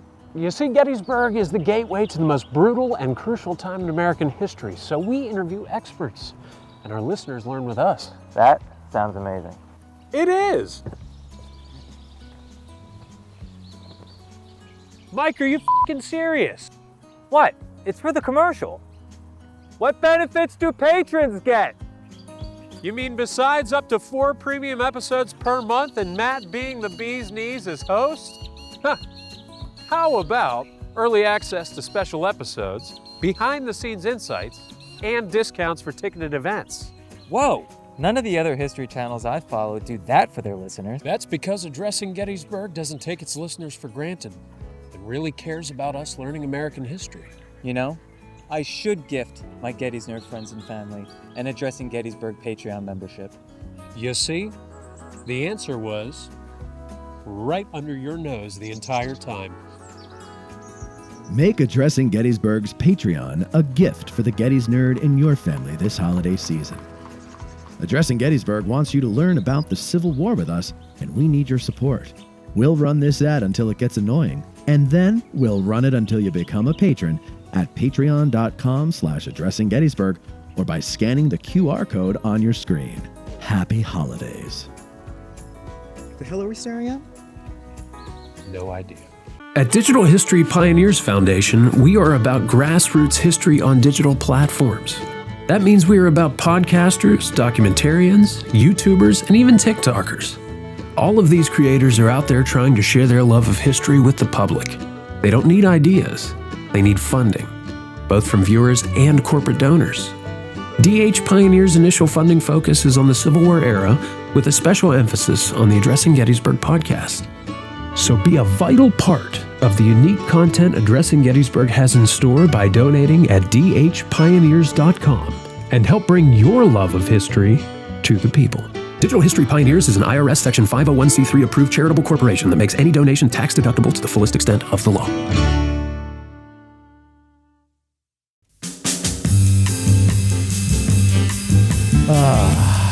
Okay.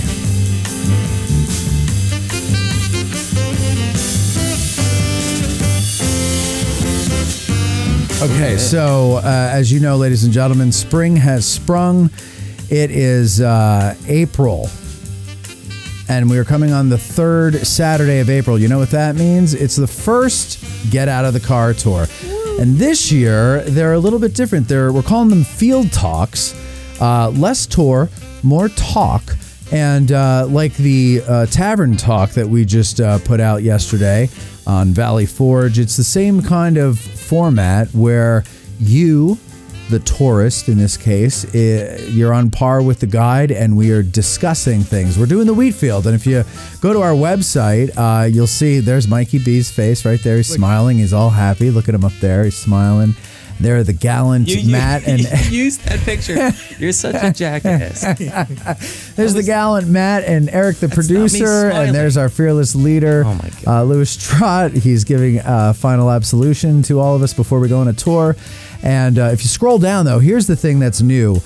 Because we're expecting you to discuss this with us, we have references for you that you can just download. Look at this. You got the official records excerpts, and you go there, and it's got to load up. It takes forever and a day to do it, but you can do it. And so that's so we're going to have that for all of them. Next month in May is Major General Abno Doubleday and the defense of McPherson's Ridge, Seminary Ridge. And these are, ladies and gentlemen, what we are calling, what is he calling them? Decision points. That's the theme of this year's tours. So that's what we're doing. So you don't have to sign up. You just have to show up. We're meeting at Winslow's Monument in the wheat field. That's what we're talking about, the wheat field. If you go to the website, you can see a promo video. That's this one right here with Mikey's smiling face. Stop it. I was being sarcastic going, you're such a jackass. I can't believe you used I can't that. believe this has been up for 2 months and you just noticing it now. I don't pay attention. I wasn't even here. I know. Just goes to show what a team player you are. Even when you're in England, you can't watch our show. Anyway, ladies and gentlemen, we hope we see you there. The weather's not looking great, but it wouldn't be. First of all, Lewis always says, if it ain't raining, you ain't training. And secondly, most of our April tours are some kind of horrendous weather. I think we've had like 2 of them in the past 7 years that are not shitty weather, but that's what makes it fun. It's an experience. Bring your chair and bring your thinking cap and your opinions and your thoughts and your ideas, because we want to hear them. We want to learn from each other. That's what we're doing here at Addressing Gettysburg from now on. So we'll see you on Saturday, April 25th at 10 a.m. Get there earlier because you got to park and stuff and meet us there. But we'll see you there. You didn't get in the phone queue during the break? Come on. What are you, chicken? 717-420-1978 is the number to prove me wrong. Super chats of $10 or more will be read on the air. Here's Matt. All right. We are back now, and it's time to Ask a Gettysburg Guide. Stu Dempsey is our guide today. And we've got a bunch of questions. You know, one point, wasn't Lockwood, he was a slave owner, wasn't he? Yes. In fact, he, in the 1860 census, owned one enslaved woman, 55-year-old woman, apparently a housekeeper, I guess. Okay. But yeah, he'd owned more than one person, I think, earlier on. I believe his father, if I'm remembering this correctly, I believe his father was a fairly substantial slave owner. Okay. And what did you say it was from Delaware? Delaware, okay. Slave state. All right. Not a real super slave state, but a slave state. But a slave state nonetheless. Yeah. All right. Well, Rich Snyder has the first question here. He says, understanding the complexity and importance of seniority and Williams' desire not to supersede Thomas Ruger as brigadier commander or brigade commander, did Williams ever write or say anything complimentary about Lockwood or the troops under his command? Was Lockwood respected by the other generals of the 12th Corps? So we kind of touched on this a little bit, but more specifically, Richard wants to know those things. Nobody really discusses Lockwood extensively in the 12th Corps because, I mean, he is only a part of the Corps for a blip in their lengthy war history. Right. So it's not like he gets to know everybody. No, it's, they didn't all go out for, like martinis or anything. I don't know. Maybe they go did. To O'Rourke's. Yeah, maybe they did, actually. But no, in all honesty, Green says brief but nice things about Lockwood. That's repeated in Williams' own report. So, they give credit. Lockwood's men did good service. I believe one of the phrases is demonstrated good conduct. So he and his people are getting praise from the 12th Corps. But again, Lockwood comes and goes pretty fast, so there's not a lot there. Even the questionable mention by Williams in his memoir From the Cannon's Mouth about the 1st Potomac Home Brigade advancing in column rather than line, even that is phrased in a way that's sort of like, yeah, look at those rookies, Yeah. But, but it's not critical. Right. It's not like those morons went into, and got people killed unnecessarily. Yeah. It's, the new guys. Yeah. So I think on the whole, it was a pretty positive experience for the entire command structure, Lockwood and the 12th Corps generals. But again, it's not a topic of extensive conversation, that at least not that survived. Yeah. Actually, John DeMario in the back there said he had a question for you. John, you want to ask your question? Go. Sure. This kind of goes along with the same theme that you just touched on, and I didn't know if maybe there was a little more to it. And first of all, I wanted to say that Little Ground Top is the best damn cup of coffee I've ever had in my life. Thank you very much. Yeah. Thank you very much. You're welcome. Stuart, great show. Appreciate By the way, everything. thanks to John for dinner tonight. Yes. Because he brought extra dinner. I bought. That's another story. Well, so thank you for tomorrow's dinner. Yeah, you're very welcome, Matt. Stuart, obviously you're a very astute on the German aspect of the skepticism and potential animosity or blatant animosity towards them. With these troops being from Maryland, was there somewhat of an awkward makeup for them? Did they feel like they had to prove their worth or loyalty to the Union? We know Lockwood was a slave owner. James Wallace, Wallace was a big slave owner, the commander of the Eastern Shore Regiment. Yeah. Yeah, and he resigned in December of '63 because the arming of black troops, if that's correct. Yes, he resigned in protest over that. Yeah. So if you could just kind of touch on maybe the dynamic of a slave state, Maryland fighting with this Army of the Potomac, and was there any dynamic that made it a little awkward for them? So not that I've ever run into. Again, one of the problems we have with both the Maryland regiments in the Gettysburg campaign is they don't leave us with a wealth of sources. Basically for the Eastern Shore Regiment, you've got two, John Shane and James Wallace, and for the Potomac Home Brigade, you've got two, Malsby's battle report and one other officer's post-war account in the National Tribune newspaper. But there's not a lot to work with there. I would say this much. I would think that since all of these men are volunteers, that maybe that in itself is a pretty good expression of your loyalty. I volunteered to serve my country. I didn't go south. I didn't sit it out. So, that alone is I'm doing my duty, right? My country called and I answered my country. And so I don't think there's a sense of having to prove anything. There was already a Maryland regiment in the 12th Corps, the 3rd Maryland Infantry, had been in the 12th Corps for a while, and had performed well. And although they don't see a ton of action at Gettysburg, their brigade doesn't. What they did see was perfectly honorable service. So I guess the short answer is no, I really don't think, I don't get any sense that these men feel like, we're coming from this border state that maybe is a little bit iffy. I think these men probably felt themselves to be true patriots, and again, their enlistment alone, and the fact that they didn't desert or anything else, suggests that they're loyal. I don't know if that answered your question particularly, but it's about all I got. All right, got a thumbs up. That sounds good to me. Okay. Nathan Long, he wants to know: did the 1st Potomac Home Brigade fight Confederate Marylanders? Yeah, that has, and that's certainly been a story for a really long time. Maryland v. Maryland on Culp's Hill. It's not really so clear when you start to look at the limited evidence that we have. Wallace, Colonel Wallace of the Eastern Shore Regiment, he discusses a little bit about, we learned that we were fighting the 1st Confederate Maryland unit, and he also describes burying some of the dead of the Confederate 1st Maryland. I believe the... Stu, pull that mic closer to you. Oh, I'm sorry. That's okay. I'm sorry.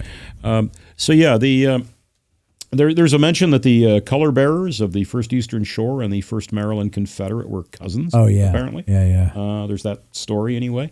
There's at least one officer of the Eastern Shore Regiment that resigned early in the war and went south to join Confederate ranks. So there's a little bit of that. But in terms of actually firing volleys at one another on Culp's Hill, maybe. Okay. Given, again, it's a really crowded, small area with both Union and Confederate troops, where we've got a pretty good sense for where the 1st Maryland Confederate Battalion was at various times on the 3rd, and they don't move around a lot. They're pretty static until they take part in the final attack by George Stewart's brigade. It is possible that the right companies of the Eastern Shore could have fired on them, maybe could have fired by the right oblique on them. But it's, again, the evidence isn't really crystal clear. Kind of all depends. Was the 1st Eastern Shore in the breastworks at the moment when the 1st Maryland Confederate launched their attack? It's one of those things when you're in a battle of that size and you're in that tight of a space, you don't know. No. I mean, you don't care. It's all lines. No, you don't care. It's the enemy who's trying to kill you, so you're going to waste him first. And I think a lot of it is... Gee, are those our brothers over there? Yeah, could that have been Billy Bob's third cousin? Yeah, exactly. And I think it's part of our fault of loving maps so much. Yeah. Or games where it's like, okay, these guys are against these guys. Well, and we have to have everything neat in our minds This for us to make sense. It's like, no, these 3 regiments fought another blob, and they didn't care where they were from. Right. They're just firing what's in front of them. Doesn't matter if they're mixed regiments or companies or... where they're from or who they are. Yep. And we're hoping... And you rarely get close enough to even know. Well, yeah, right. And we're hoping... I always wonder this, with the placement of the monuments, and there, you always have to be careful with that because there's a different reason for just about every monument why it is where it is. Yes, some of them are, we know these guys were here. Others are like, well, this was the ground they could purchase at the time to put the monument on, but they were really out there. First day, I'm thinking of like Reynolds Avenue, a lot of those cavalry monuments out there, right? They're all further out where they're fighting. And you look at maps, that's where they are. Yep. But you look at the monument, it's like, oh, they're neatly on this ridge here where this beautiful road is. But no, that's not the way it is. It's even further complicated by the fact that, one great book, Alan Thompson's book, In the Shadow of Round Tops, that just talks about how our memories change. Yeah, absolutely. 10, 20, 30 years, these veterans are saying, we fought against that Maryland. And it's not that they're lying. They just have no idea. This is not apples to apples. I understand this. But my buddies and I got paintball guns years ago, and we went out in the woods by our house and we broke up into teams, right? And now these woods we grew up going into. I knew every deer trail, like everything. I knew this like the back of my head. I used to draw maps of it, and like I knew where everything was, right? It was like 3 against 3. The other 2 guys on my team, the other 2 guys on the other team were out. It was down to me and this one other kid. And we're like, he's after me. And I run up this hill and there's a tree that had fallen down, right? So I'm like, I'm hiding behind this bastard, right? Well, I get behind the tree, right? And I didn't know how close he was on my tail or whatever, but he was able to get somewhere where I couldn't see him. But every time I tried to like pick my head up, it's right? And finally, I'm like, I'm just going to get up there. And so I go to do it and boom. And I thought the bastard had hit me, thrown a rock at me because it hit so hard on my upper lip. And I feel my upper lip and it's numb, but there's all this goo. And I'm like, oh my God, he did throw a rock at me and I'm busted up. And I'm like, you mother, I'm like yelling at him and everything.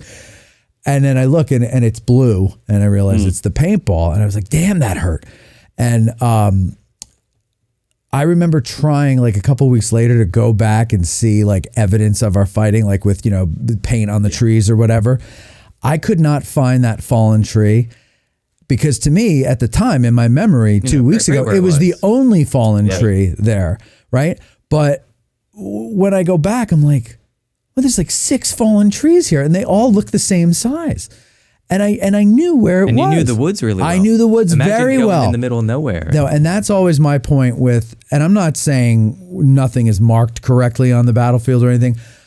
And I know, like, you know, it's not one person's word you're going off of, right? It's you know, all the common denominator. Well, then, okay, everybody says this, that, it must be this, right? It's an investigation.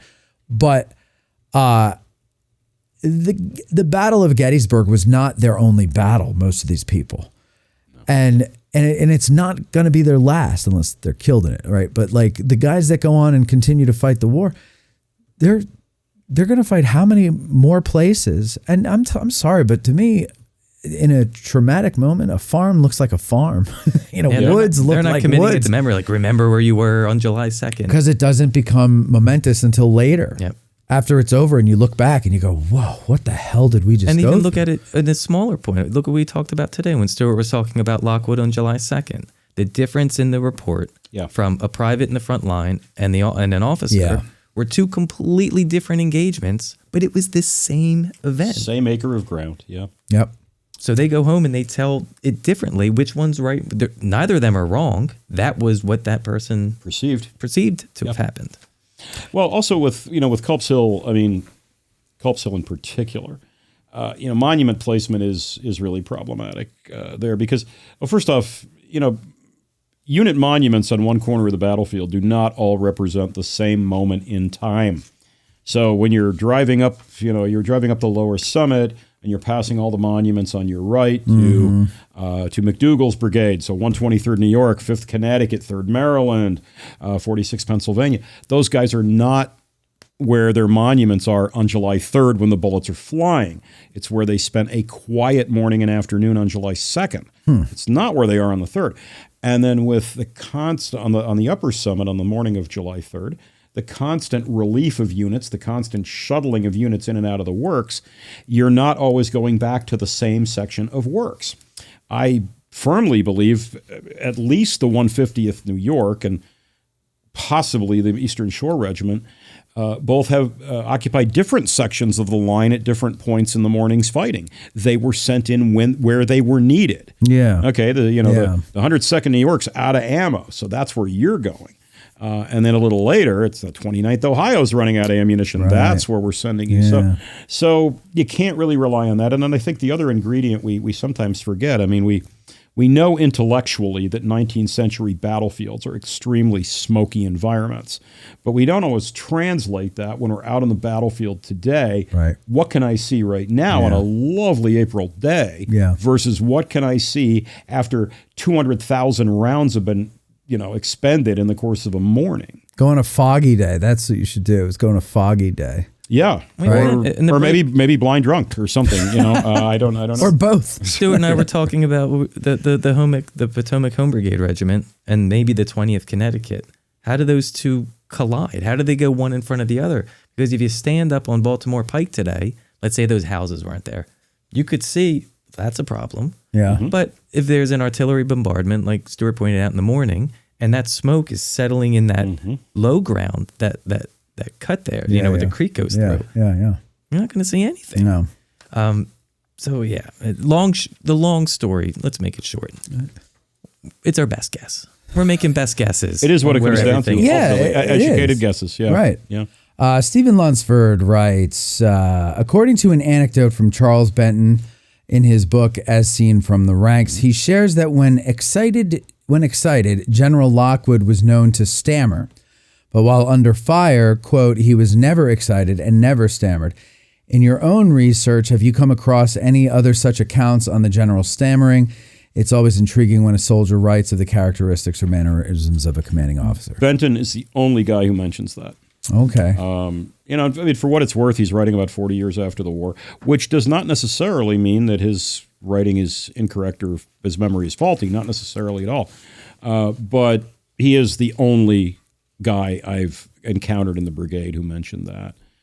And let's remember, these regiments only serve under Lockwood for a couple of weeks, and they only serve under Lockwood under fire for a day and a half. So his exposure to Lockwood would not have been extensive, but it might have stuck in his head. Yeah, wow, this guy's got this kind of nervous tick going. But I mean, he'd hardly be the only one. Franz Siegel was reasonably well known for, in the moments of greatest excitement, just automatically reverting to German and occasionally confusing his non-German speaking subordinates. It's kind of famous episode at the Battle of Newmarket, supposedly, where when things are beginning to crumble, he reverts to German, and all these men in the 12th Virginia are like, huh? So I do that when I get angry, and I've never learned German in my life. It's just a I was rare gonna say you're talent. yelling at me in German. Yeah. The other day. Yeah. What does that mean? I have no clue. idea. I never know. In fact, most Germans, when they hear it, don't know what I'm saying. It's an old dialect. They're playing along though. Naptown Bob says, was the 1st Maryland Potomac Home Brigade treated similarly to the 126th New York for the debacle at Harper's Ferry? not at all. Were they at Harper's Ferry? They were at Harper's Ferry. Actually, also the 3rd Potomac Home Brigade was also at Harper's Ferry, so two of their regiments were there. The 126th New York really takes the hit for their reputation, not for the surrender at Harper's Ferry per se, but for the action on Maryland Heights the day before the surrender. Okay. They're up on Maryland Heights with some elements. Now, I haven't looked at the Harper's Ferry siege in a while, so if I get this a little wrong, please forgive me. But they're up there with detachments from, I believe, the 32nd Ohio and the 39th New York, which are both experienced regiments. The 126th is brand spanking new. I mean, been in the Army like a month, never drilled beyond a company level. And they're thrown up on the Maryland Heights to face Kershaw's and Barksdale's brigades, so certifiable badasses. And it comes apart. The wheels come off. And big shock. The wheels would have come off for anybody's regiment in that situation when you're that inexperienced. But the 126th and their Colonel Sherrill took a fair amount of crap over that. So it's just being at the siege wasn't necessarily, the black mark on your reputation. It was really the Maryland Heights fight that ruined the reputation of, especially the 126th. So I guess the short answer is no, not really. Right. Robert Fry asks, now we've already kind of touched on this with the 1st Maryland, the Maryland versus Maryland guys. But he let me just get his question out here because it's slightly different. Although it's not slightly different. So we'll just go ahead and say, are there any post-war writings from the men in Lockwood's 1st Maryland Regiment about making amends with those in the Confederate 1st Maryland Infantry Battalion Unit? Building on that, are there any letters written back home post-battle about these two units meeting at Gettysburg? So we kind of, before we went through it, and we were kind of like, we don't really know. Yeah, post-war. Where honestly, does that come from? Yeah, post-war, I honestly don't know if there was any, kumbaya moment or anything. Yeah, I have no idea. I've never encountered anything for what that is worth. Probably there was some of that after the war. I guess Maryland's a very small state, so But what was the second part of that? I'm sorry. It says building on that, that was the second part. Building on that, are there any letters written back home? Well, yeah, post-battle about these two units meeting, and then the first part, I guess. Are there any post-war writings from the men in Lockwood's 1st Maryland about making amends with those from the Confederate 1st Maryland? Okay, so I addressed that latter part already. Right. In terms of post-battle correspondence, to the best of my knowledge, the only thing out there is brief mention by Colonel Wallace, 1st Eastern Shore, again about burying the dead of the Maryland Confederate Battalion, and honestly forget where the mention that the color bearers may have been cousins. I forget the source on that. Right. But yeah, other than Wallace's brief mentions, I can't think of anything. Okay. Again, there's not a lot of post-battle writings from these guys, right? Especially the Marylanders. So, yeah. I would think it would have been a little more momentous to them, but I guess they're post-Gettysburg. Well, the Maryland guys, they're kind of at home, but the New York guys, I mean, I would imagine Gettysburg's kind of like the start of their story. Well, it is, and they're the only people who write fairly extensively about it. We've got a number of writings by Captain Cogswell that appear. I believe it's in the regimental history and also in the National Tribune, the veterans paper. Benson writes his memoir about his service. But, again, the New Yorkers, yes. The Marylanders, not so much, even though, like I said before, Gettysburg is their only big battle of the war. I mean, it's their bright, shining moment in an otherwise fairly mundane Civil War service. Yeah. It's a lot of guard duty and a lot of patrolling and maybe an occasional skirmish. And I think they stayed in the Army and were active. I think you would have gotten a lot more. That's I quite think it comes down to the request of people wanting to, especially newspapers. A lot of that stuff, people write the newspapers or ask people for their accounts. Yeah. Like a great example, and not an exact match, but like the 26th Emergency Regiment. Yeah. A few guys write stuff, but if it wasn't for Pennypacker really recording everything and then eventually becoming, governor, probably wouldn't know as much about them either. So it's about, they were in and then they were out. I think a lot of those guys just went back to their lives, and compared to those other regiments, what did they have to say that people wanted to hear about? I mean, I know that sounds kind of unfair to them, but, most people wanted to read about the regiments that did so much. Yeah, Sure. Fought in all the big battles. Yeah. Yeah. Looks like we have a phone call from down under. Hello, Grant. How are you? Takes a while to get. Hello, Matthew. How you going? There you are, Grant. Good to hear from you. How have you been? Very well. And how are you, sir? I'm doing just dandy. Thank you very much. Grant, what is the question you have for our guest, licensed battlefield guide, Stuart Dempsey? My question for Stewie is... I'm not answering your question. Sorry. Hang up. What an a-hole. Yep, goodbye. Come on. You don't do that. It's an Australian thing. But I'm not in Australia. We do that with people's names. To hell with Australia. Yeah, to hell with Australia. Grant, ask me your question and I'll relay it in a polite manner to Stu. Thank you. Okay, you're welcome. Go ahead, Grant. I don't know if you've covered. I'm sorry, I only just started watching the show. But post-war, how was the relationship between the Maryland soldiers on both sides? Did they finally sort of bury the hatchet, or did they get over it? Are you kidding me? Did you not just hear the last question I asked? 90 seconds ago? It's literally the last question I asked. Short answer, no. Okay. All right, Grant. Great to hear from you. Go throw another shrimp on the friggin' Barbie. A prawn on the Barbie, Grant. Go throw a prawn on the Barbie. Shove it up your ass. All right. Thank you, Grant. All right. There he is. It goes. All right. Well, let's see. Anything else you'd like to add, Stu? No. I will never call you Stewie. That's good. Yeah. I knew as soon as last guy who did has his head on a pike in my front yard. So. As soon as I heard, I believe when he says that. As soon as I heard, there's a man's head on a pike, I believe, and I want to see it. I'm not messing around. I'll give you my address after. Yeah, I'm not going without friends. We'll all go. Please. We'll all go, but I have to see the head on the pike. As soon as I heard Grant slip into the ooey, I was like, oh boy.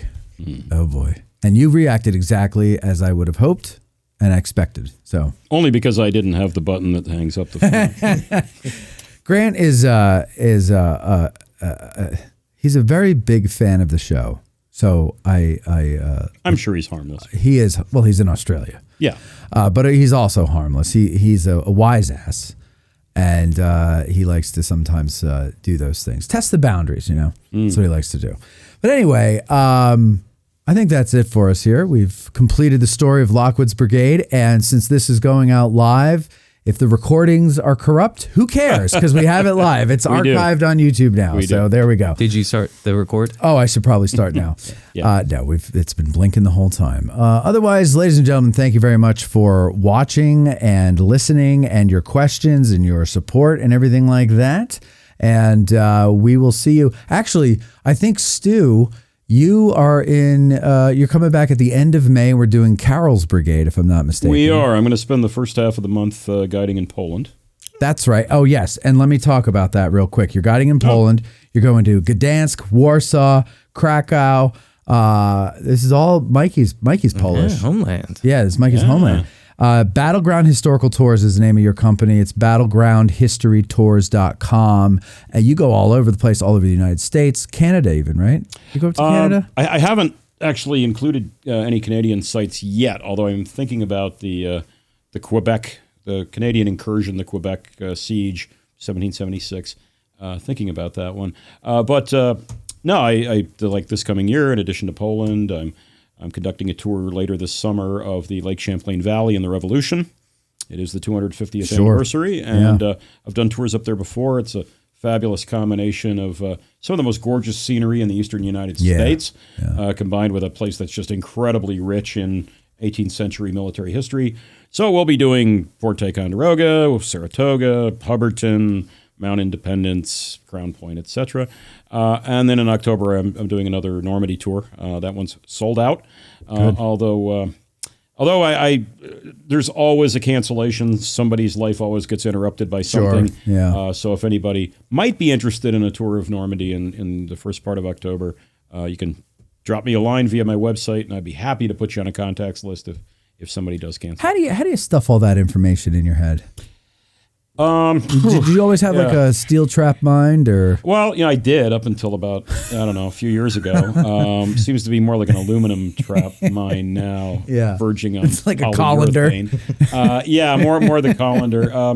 But no, I don't know. It's just I've been at the military history thing for a really, really long time. So how long have you been a guide? 23 years. 23 years. So what'd you do before that? Oh, did a few things. The common denominator being I pretty much hated them all. I was an insurance claims adjuster for several years. Okay. Just dreadful job, as anyone who has ever done that job knows.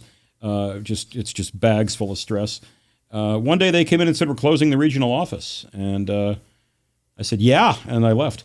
That was it. Seriously. You were relieved. Gone, just gone. Yeah. And you know what?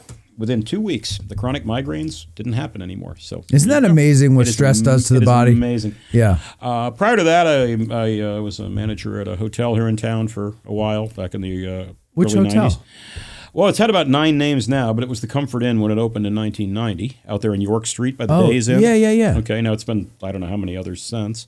But didn't know when that. they first opened, I was the manager there for a while. That's cool. So I've done some different crap, most of which was not very rewarding, but this is much more rewarding. Yeah, because you get to be on this show. That's why. Oh, that's really the main reason. I mean, I know 23 years ago I was thinking, well, maybe there'll be this thing called a podcast in the future. Right. Maybe I'll get to go on something that hasn't been invented yet. Yeah. And then I'll spend 3 hours of my day, and you won't even record it, and then I'll come back and do it again. That's right, because I am a certifiable idiot. Yeah.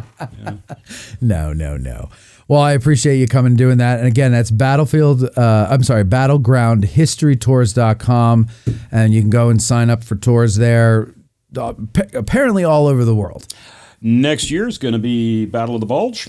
Nice. And also going to do it's a great battles theme, which will include Waterloo, Ypres for the First World War, Wipers if you prefer, and Operation Market Garden. Oh, cool. So we're going to do all 3 of those in about a 9-day span.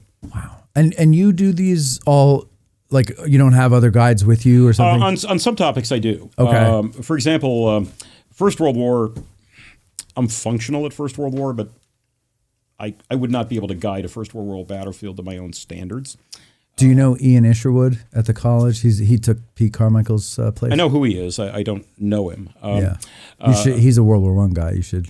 But I have a gentleman who lives over there half a year, an English fellow who I've been using for years, and he's terrific and always gets really good reviews. So, and for Operation Market Garden, I'll be using a Dutch guide that I've worked with in the past. So I don't do 100% my own guiding. I do a lot of it, but I don't do all of it. I know the topics that I am limited on, and I know the standard, the quality of guiding I want. So a lot of times that means getting somebody who's more of a specialist than I am in an area. I've always believed that knowing your limits is the key to success. It is. And not being ashamed. As Dirty Harry said, man's got to know his limitations. Yeah. And there's no shame in getting somebody who's better than you at something to come along and be a part of it. That's why I have Mikey here. I was just going to say, that's why well, I mean it. You were going to do it as a joke, but I mean it. Oh, and that's nice of you. Stu, thank you very much for coming out. You're welcome. Mike, thank you very much. It's good to have you back. Welcome back. You did a great job tonight. And Tad, thank you back there. John, thanks again. And the Colonel, I guess, went to bed, but that's it there. Thank you, everybody, for watching, and we'll talk to you next time. Addressing Gettysburg's Ask a Gettysburg Guide is produced by Matt Callery, Mikey B. Bariski, and Tad Skase. Hosted by Matt Callery, featuring Mikey B. and Court Nicker. Engineered by Tad Skase. Guests booked by Dave Bussiere of TR Historical. Broadcasting from and recorded at the Gettysburg Museum of History Studios. Thanks for listening. Instead of small drink down there and pay the reckoning on the mail. No man forget shall go to jail from Gary and glory. Instead of small drink down there and pay the reckoning on the mail. No man forget shall go to jail from Gary and glory.